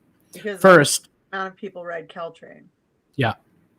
First, the tax is regressive and negatively impacts the families with household incomes of $50,000 or less, which is more than 2/3 of the families in these three counties, significantly harder than the families who would directly benefit from the measure. Among Caltrain ridership, 80% have an annual household income greater than $200,000. 80% of Caltrain riders have an annual household income greater than $200,000. But that makes sense though, because in my whole life I've always been like, rich people ride Caltrain and go watch the Giants play. Yeah. Poor people ride BART and go watch the Oakland A's play. I actually had a friend who told me about how he worked at a company, and when he was low on the totem pole at his company, they would get free A's tickets all the time. Yeah. And when he got into management, he got free Giants tickets. Second, the measure is asking the public to commit to this tax for 30 years. Yeah. Caltrain is dying, a dinosaur. Even before the pandemic, ridership had been steadily decreasing. Now the world has changed. We work from home. Bay Area companies will never return to unemployment levels pre-pandemic, and ridership will never approach yesterday's numbers. The bottom line is the board and CEO have failed their fiduciary responsibility. They should have foreseen this coming at least 5 years ago. They did not and did nothing. Now, with their backs up against the wall, they offer a remedy that lacks any strategic thought, does not consider today's technology direction, and does not consider existing and future work patterns. And the measure has no allowance for an independent oversight and reporting back to the public. That's huge. That is huge. They chose to ignore the impact another tax has on the lowest wage earners, among others. And why is there no reduction in staff, salary expense, or their fully paid pensions and medical benefits? We should not suck out of the public millions more in taxes to provide a service for less than 1% of the population. Think of the impact these dollars could have on improving our school, housing, healthcare, youth employment, training, and programs. The key selling point of this measure is that it will result in less traffic on freeways. No, Caltrain's impact on reducing traffic congestion is and will be very minimal. Less than 1% reduction may be achieved if this measure passes. If it is expensive to ride and inconvenient for the majority of us to even consider. That is so true. Yeah. Wow. I was like, what? Yeah, I want to help transit, but I've never really thought of Caltrain as transit. I've always thought of it as like, that way. Well, kind of the loungy way to get to San Francisco. For it are Cindy Chavez, who is on the Caltrain board of directors. Of course. Sam Liccardo, Yoriko Kishimoto, Shiloh Ballard, and Ahmad Thomas. All people with money. But I mean, I don't know Shiloh or Ahmad. So yeah, that. Wow, I'm going to reverse my. I'm reversing my yes. Caltrain has lost more than 95% of its ridership. Caltrain ridership may not recover, so 30-year sales tax to increase service on Caltrain does not make sense, particularly when existing transportation sales taxes remain and can fund Caltrain at its current and past service levels. So they're already funded. They already have the money they need to run the way that they've been running. They want their bonuses. They want their bonuses and their pensions. I'm saying no. Not on my Snickers bar, Caltrain. You don't get 16th of a. Well, it's true. It's true. Catherine says she wishes that RR were another parcel tax. Yeah, the timing is really bad for that. You're right, Catherine. Catherine, you've been right about just about everything tonight. Just about everything. I've always avoided Caltrain. One, because I would always only end up taking it on the weekend if I was flying into San Francisco. Then I would take BART to Caltrain and then Caltrain home. And because of the way the schedule worked, I always had to wait an hour for the Caltrain to get home. And it was just like, it was so infrequent on the weekends because no one rides it. People ride it to go to work. They ride the baby bullet to get to work. Yeah. You have to schedule it like you used to have to schedule a phone call with your parents before there were like pagers or like cell phones where they're like, you need to be at a phone at 6:00. Yeah. That's Caltrain. You need to be in that station at 6:08 because that shit is leaving at 6:09 and you're fucked. It will leave you behind. It will leave you behind. I used to ride Caltrain all the time when I did shows in the city all the time. And it always took, you always you're like, okay, well, that's 3 hours of travel time there and back a day. It's like it's an inefficient way to travel. Yeah. I mean, just the fact that we finally have BART in San Jose, finally. I've been waiting for that for years, for decades, and I still haven't been able to write it. I once missed out on an opportunity to qualify for the Berkeley Poetry Slam team because transit was so late. I missed every single connection because the first one was late. So then I missed the next connection. I had to wait. It took me nearly 3 hours to get from Alviso to Berkeley. No. 3 hours by transit. Ugh, that's awful. Yeah, the bathrooms. You can drink. Bathrooms help. If you drink, Caltrain is like a way to go for sure because they let you drink. Yeah. And Patty's Inn, right there next to the Diridon station, you can buy 6-packs to go from there, but it's $5 a beer. So if you don't mind spending $30 for a 6-pack, you can have a 6-pack to take on the Caltrain up with you. So if you're paying the $30 a 6-pack is that's the universe's way of saying, plan ahead. Yeah. Just Plan rent a ahead. car. Yeah. Rent a Just car. plan ahead. Get that 6-pack the day 38 before. Yeah.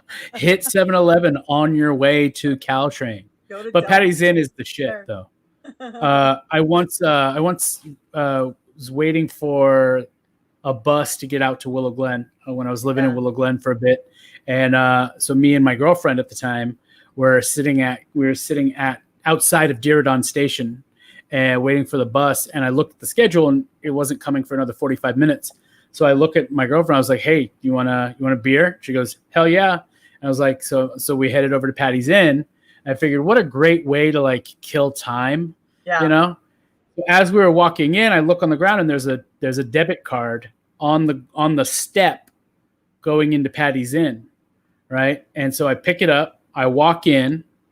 I go up to the bartender and I go, "Hey, this was on the step outside." She goes, "Oh my God, thank you so much." You know. The person who it belonged to was inside the bar.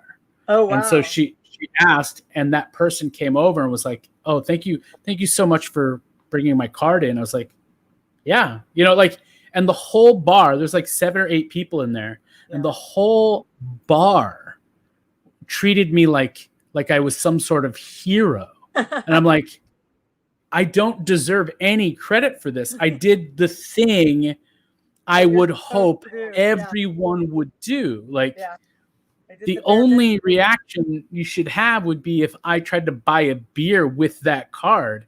Then you should just be mad at me. But the bartender wouldn't let me pay. She ended up hooking up me and my girlfriend. So it was cool. Yeah. And people ask about, like, do you miss drinking? Because I'm like a little past 4 years now, no booze. And they say, "Do you miss drinking?" And I will say, do you know what I miss most about drinking? Is going to Patty's Inn on a Sunday morning, on a football Sunday morning, getting a big bowl of Bonnie's pozole. She makes pozole every Sunday. It's like, I'm sure the price has gone up. Back then it was like $5 a bowl, but you had to buy a drink too. Came with all the fixings, you know, the tortillas and the cabbage and all of the shebang. Yeah. And, you know, I'm a bartender, so I'm hungover from the night before. Get that big bowl of pozole, Jack and Coke, wasted by noon, too drunk to see the second game, you know, stumble home. Like, that's what I miss about drinking. Yeah. Like, if anybody asked me. And also having a Corona with like chips and salsa. Oh, yeah. Like a glass of red wine with a good steak. Like, those are like the things I miss about drinking. But Patty's in mornings. Yeah. Erin says, "Oh man, I forgot about the pozole." The pozole, it's so good. She still makes it. Bonnie and Kenny are still there. I miss having a fat glass of scotch and a rolled cigarette, a good rolled cigarette. Oh my gosh. Or I love Belgian white beers. And the just any Belgian beer is fine by me. Big, fat, heavy, thick, dark, crazy, chewy, chewy, you know, triple box and what have you, tripels and quadrupels, and I can drink anything, any beer made in Europe. Yes, please. Yes. For sure. When I quit drinking, I had been really into brandy and port. Port.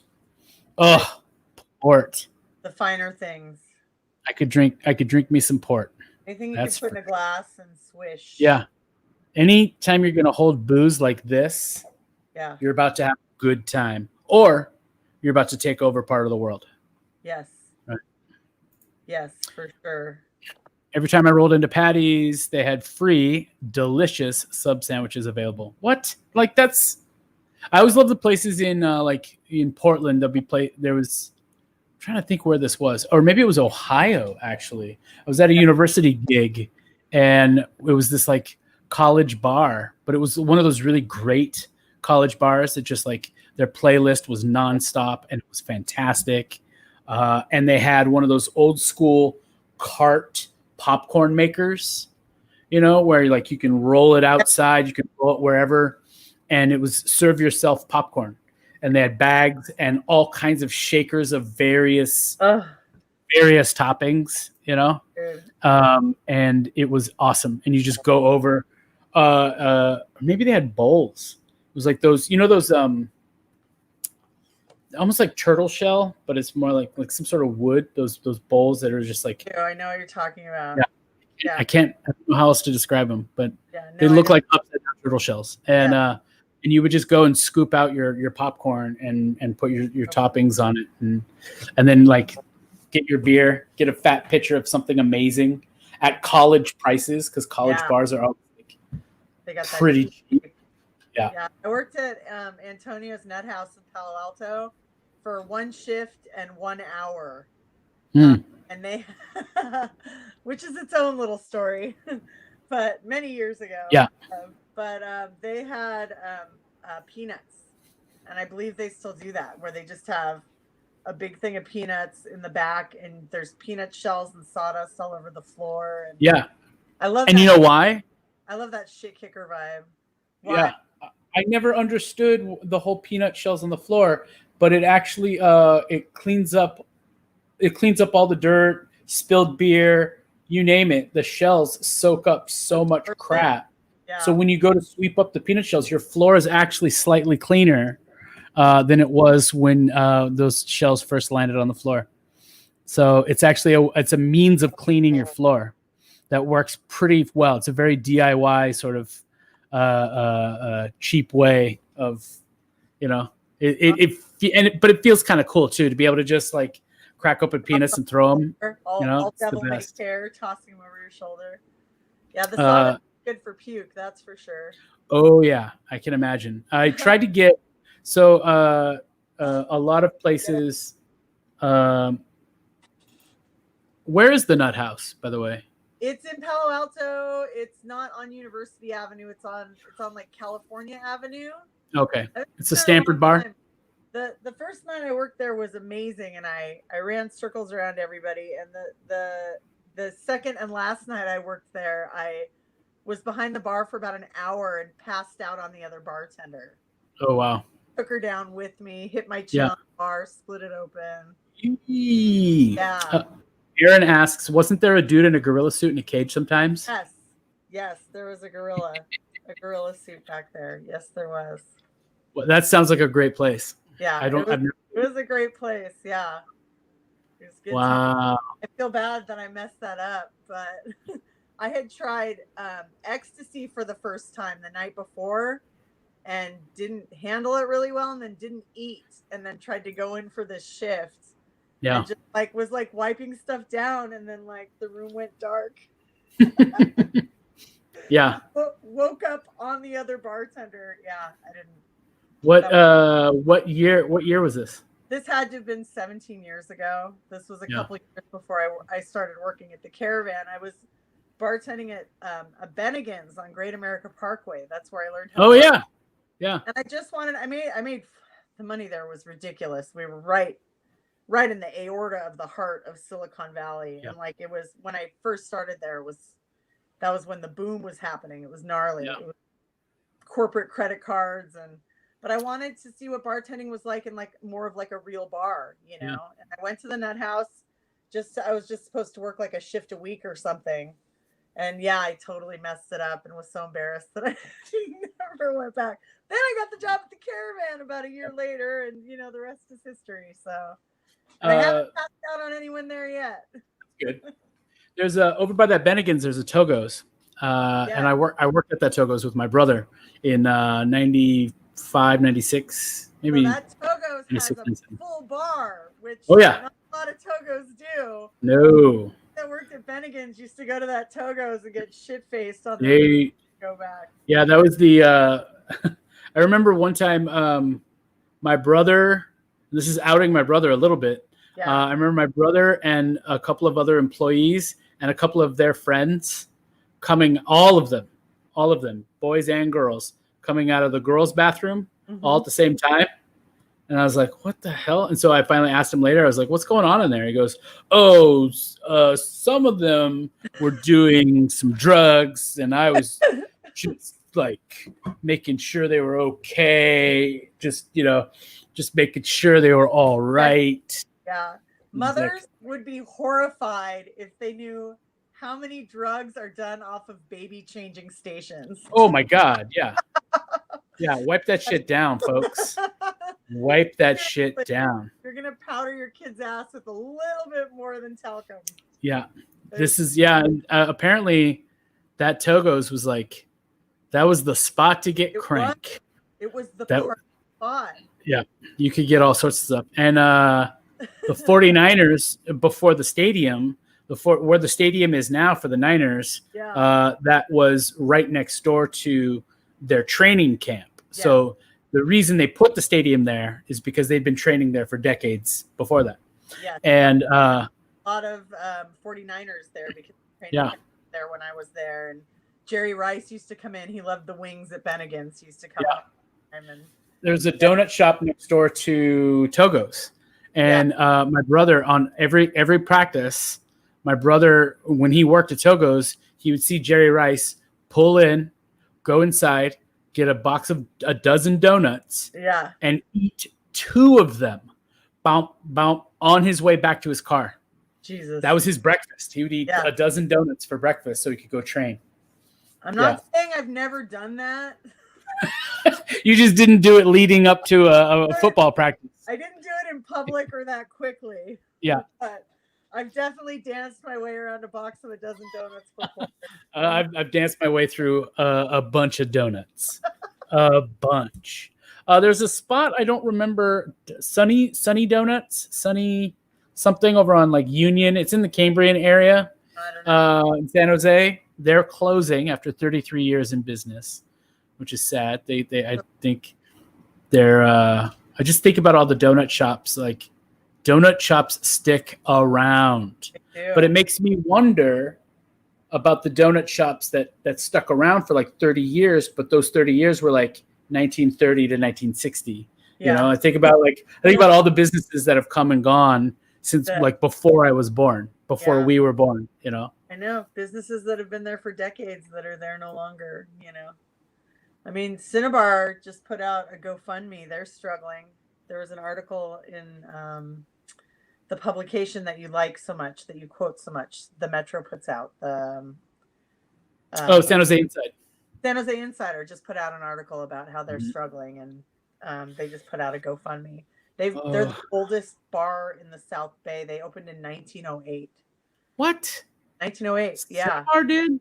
Cinnabar did. And there was this dude there, Curtis, and this was like probably at least 10 years ago. And he worked security there and occasionally like day bar. And he told me stories about, so Cinnabar, there used to be like no women allowed, right? Mm-hmm. So you couldn't have any, it was a men only thing. But if you went around to the back, there was a back entrance back then. There's not now, but there used to be a back entrance through the office, and all the indigenous women of the area there was a sheet like put on the back of the Cinnabar, and all the indigenous women in the area were allowed to go in and sit in the back and drink in there. It was like a secret. It was like a secret club. For the ladies, speakeasy for indigenous women. Yeah, and it was such a fun way that, you know, here's 50 years later or longer, and this kid is now working at this bar and telling me this story about grandma. I mean, the history of that is irreplaceable. I didn't realize Cinnabar was that old. It's that old, yeah. It's been in that same spot ever since. It's been there from the beginning. So, yeah, you know, I would hate to see anything happen to them. So I'm hoping that they can pull through. I'm hoping that this is hopefully just a few months away from us being able to figure out a way for more businesses to safely open. But I don't know. It depends on who gets elected. So I have a question for you then. Being a bartender, being at least a currently sober bartender, correct. What are your thoughts on opening the streets to alcohol? What are your thoughts on like New Orleans, you know? New Orleans style? Yeah. You know, I don't have any problem with like open container stuff. It certainly would make our jobs a lot easier in terms of people trying to take, booze in and out. But a lot of the liquor laws are there for a reason. They're there to protect society. Mm-hmm. So, I honestly, me personally, I don't have a problem with open container stuff, but it definitely denotes more of a party vibe for the city. I'd probably be more okay with it on like special occasions, like if there's a festival going on or stuff like that, to be able to walk around. But So like windows, there's a window of time. yeah, but I mean, it's really hard once it's out on the street. It's hard to control. You can't control who's drinking. You can't control, But I mean, that's pretty much true now, anyways. Right. You know what I mean? So I don't know how much change that would make. But I do like feeling like there are rules that we have to follow, because there needs to be some kind of order, or it's just all chaos. Interesting. Yeah. All chaos. Just like, that's why you can't have drunk bartenders because somebody has to be in charge. Yeah. There has to be a grown up in the room. There just has to be, or just chaos reigns, and it's when you're dealing with people that are in an altered state, in the land of the drunk, the sober one is king or queen, I mean, that's pretty much it. So, but yeah, I guess it would just depend on the situation. I mean, when you said open container, I immediately got an image of people walking around the streets with those long ass plastic margarita things with the straws. Woo! And fucking woo! Diego, where people are like falling out of pedicabs and vomiting on the street corners, and it's like, yeah, you can kind of embrace that, or you can kind of try to mandate it a little, so that we can have some kind of social order, But there's drunk people on the streets all the time. There's people with booze on the streets all the time. They just they just gotta hide it. People have flasks, people have beers, Yeah. So I don't know. My whole life I've hung out with so many people just getting their drank on. Yeah. Outdoors. Yeah. And I think it's like it doesn't bother me unless I see them trying to get into a car to drive, Right.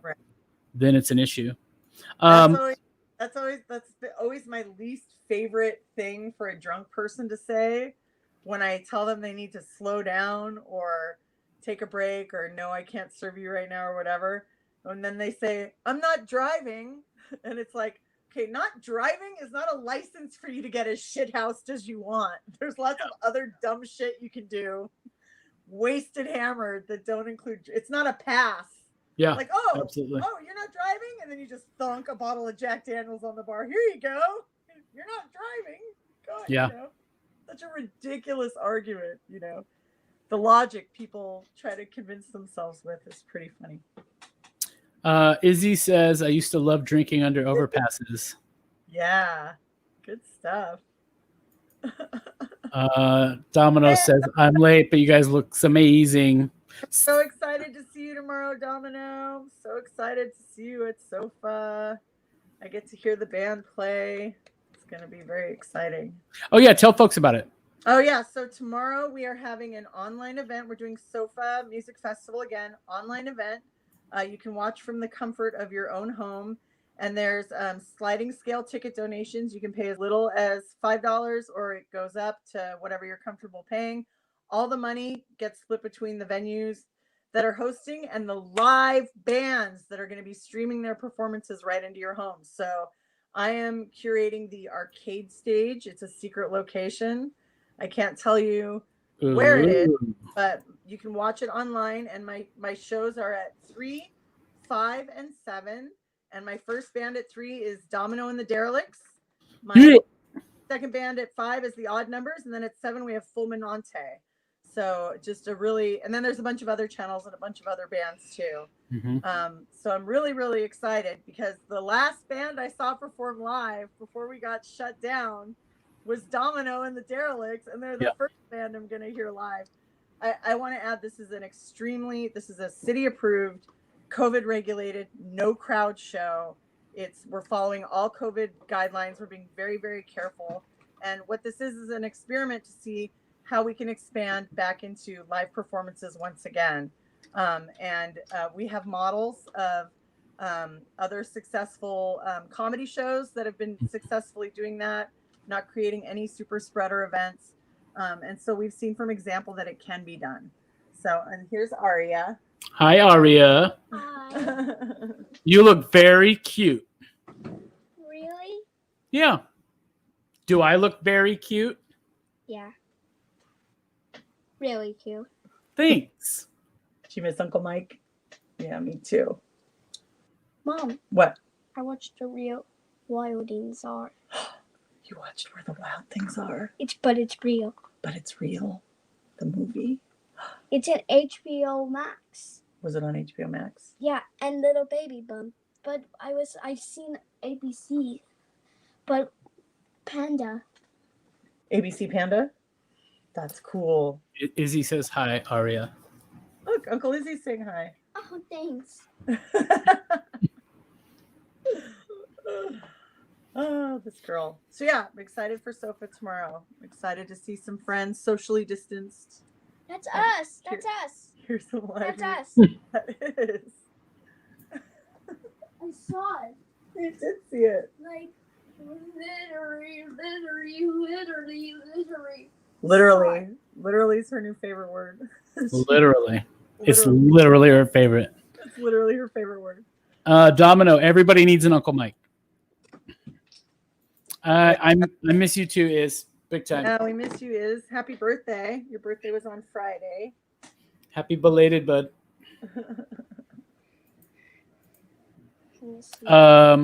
Well, it is a little after 10. We've talked for 2 hours about all things civic minded. And we will, so on October, the next one is going to be October 24th. Is that right? Yeah. October 24th, Saturday, we'll do the Mighty Late Show. Maybe we'll have Atu Walker. That would be cool. That would be cool.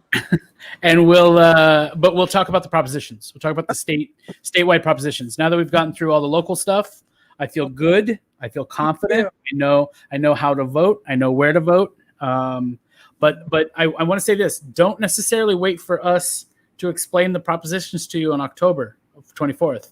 Yes. Like, you can vote now if you're ready. Vote now. Go check out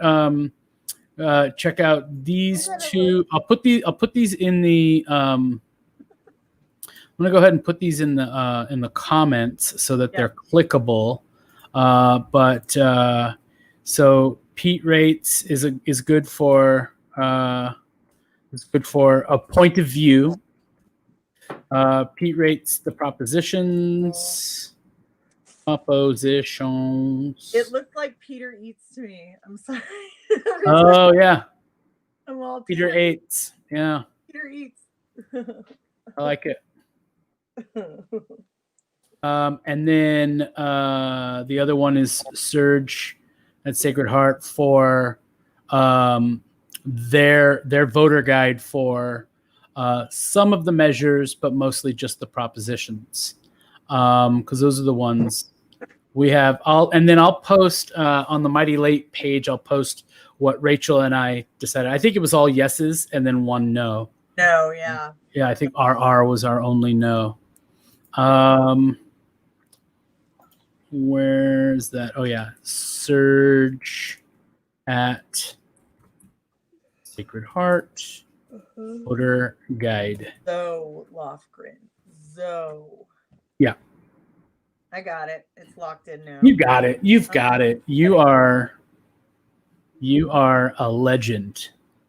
I read this thing once that said if somebody mispronounces a word, that you should dick about it because it means that they learned that word by reading it. Mm-hmm. Which shows that they're trying to educate themselves. That was a good look, Aria. That was a good look. I like that. Why? Catherine says, slightly off topic, but Working Partnerships has canvassed 80,000 doors for the 2020 census. That is so That's fantastic. great. Wow. That's amazing.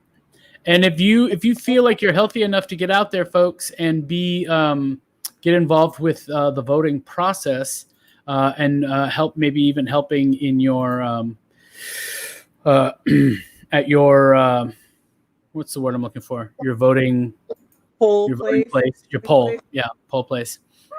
Then please, by all means, do so. My sister Danielle signed up to be a poll worker, and then we were having our weekly family meeting, and my mom was like, yeah, I signed up to be a poll worker. And my sister Danielle was like, no, you fucking didn't. I'm going to send you postcards to sign. You're not working at any poll. You're in an at-risk group. You are not allowed to go be a poll worker. That's why I'm a poll worker. Danielle likes to lay down the law. She's very so my mom's like, I can appreciate it. Postcards at home. She's doing postcards. There's lots of stuff to do. This was my point. There's more than one way. Oh yeah. That you can be involved. And what's the postcard thing? What was that? I'm sorry. You said postcard. What about? She's got like Democrat postcards for Arizona and Texas, like all the swing states. She's writing postcards. She's writing addresses on postcards or postcards about voting blue. Yeah. So KP says hi, guys. Hi, KP. Oh, Uncle KP's on too. All your uncles are here. Yay. Look at this one. Catherine says, I am a poll worker at a poll center. My level of risk is lower than the usual demographic that does election stuff. Yes, agreed. So when I went to go vote in the primary in February, I think it was, I went to my poll, and is Izzy saying hi to KP? I like the fact that our commenters are saying hi to each other, commenting to each other. And I ended up having to show, and Domino saying hi to KP too. I ended up having to, the woman who was helping me with my ballot, I ended up having to show her how to do it. She was very elderly. You're like, and a very sweet lady, very sweet. But I was just like, here, let me see that. I think I know how this is supposed to work. And then I showed her how to do it. And she was like, yeah, okay, that makes sense. You got it. Hi, Melanie. Nice to see you. Hi. But yeah, so, I think this has been really good. It's nice to sort of talk about all this stuff. Yeah. We got an apology from Atu via text. He says, no Wi-Fi. I'm so sorry.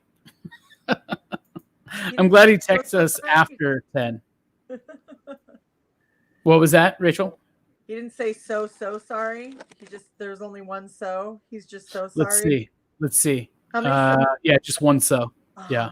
Motherfucker. He says, I didn't even think things through. I got 2 bars out here. 2 bars. 2 bars.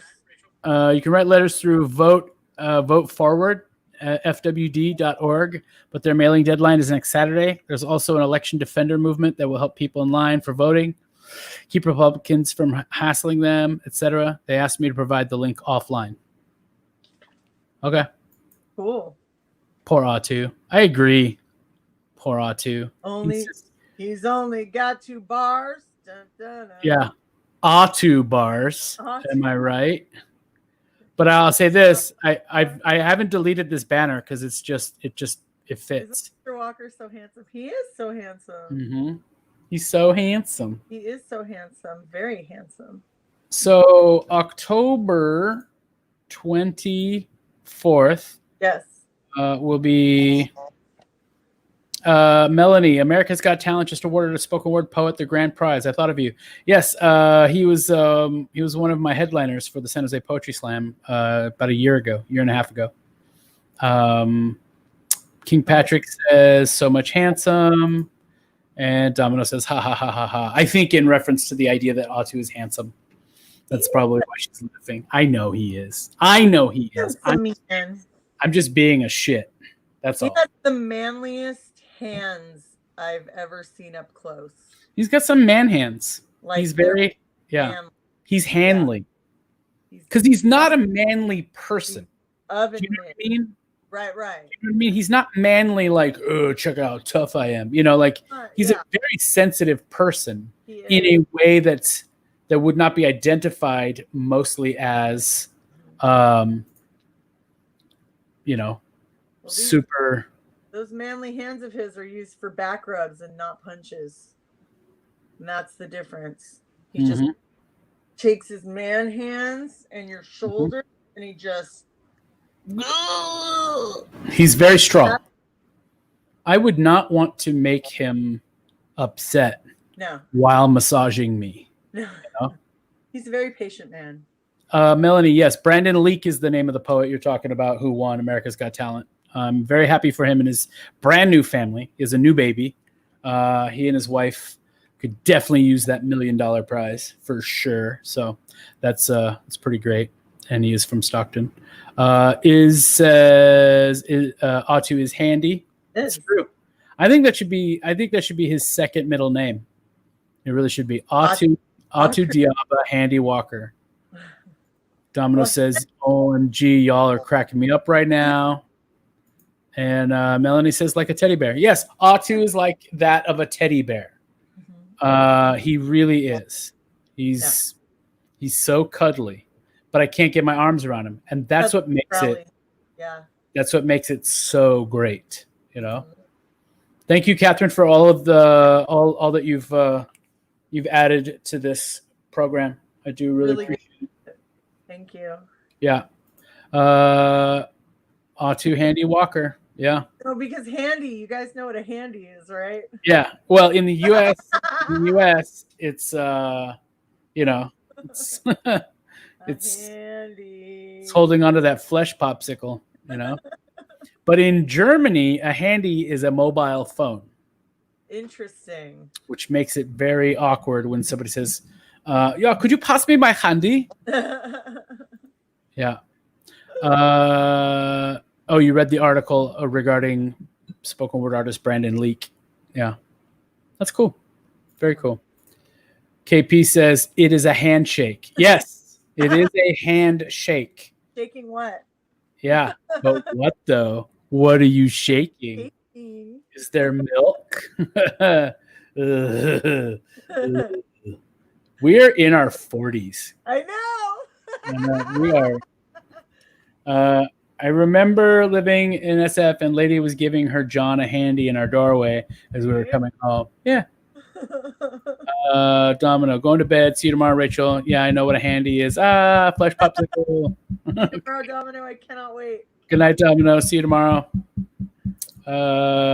Hands. Shaking hands. Maybe one hand shaking something else. His hands. Jazz. Hand. So here's the order. Hands. Shaking hands. Maybe one hand shaking something else. Cisco says, "Oh, you guys." I imagine he's saying it like this, like, "You guys. Oh, you peoples." Okay, I'm gonna go. I think we're good. I mean, I could chat with you all night. I could. It's so easy. You got babies. You got a babies. I gotta bathe and shower my child and put her to sleep, and busy day tomorrow. Sofa Music Festival. Sofa Music Festival. Tune in. The channel will be live. There's many amazing acts, lots of good shows. And are you going to be over at the Pablo Dora stage, Mike? I don't know. If I am, it'll just be for a very short little while. If I can make it over there. But I never heard from Erica. So, yeah. Let me see. I imagine he'll have it under control for sure. But it'd be nice to at least just go, and I'll probably come and tap on the window and wave at you. Attack of the Killer Donuts? Hold on 1 second, my love. I have not seen Attack of the Killer Donuts, but you give me 1 minute and I will watch it. Let me just finish up with Uncle Mike. Are you going to be outside or inside? I am outside. I cannot tell you. I know. You know where we're going to be. I know where you're going to be. Where the bathroom is. Right. which is Maybe why there's nothing. which is like reason number 3 I may head out over there. Yeah, you know, I'll just be like a block away from the park stage. We're not supposed Yeah. to say, like I said, what it was. I'm not supposed to say. City wants to keep it on the down low, so no. I mean, crowd control. yeah. But yeah, so I'll be there. Please come by and say hi, and I would love to see you. Give you a hug from 10 feet away. Yeah. Give you one of these. KP says, "What is bathe?" Good night, y'all. It's good to see you, lovelies. Good to see you too, Alex. You. Thank you so much. See you. And he says, "Have a good night, guys. Good to see you both. I'm glad I got home early enough from work to see the end of the show." Yay. Samesies. You. Sofa Music Festival tomorrow, folks. 2 to 8. 2 p.m. till 8 p.m. tomorrow. The comfort So- of your home. Yeah. And we'll be back October 24th, and we'll go over all the propositions, hopefully with our third host, Mr. Walker. Mr. Walker. Until then, I've been Mighty Mike McGee. And I'm Rachel Warner. And I love you, Rachel. And I love you, Michael. I will, I'll see you soon. I'm going to end this broadcast. Good night, everybody. Good night. Bye. Bye.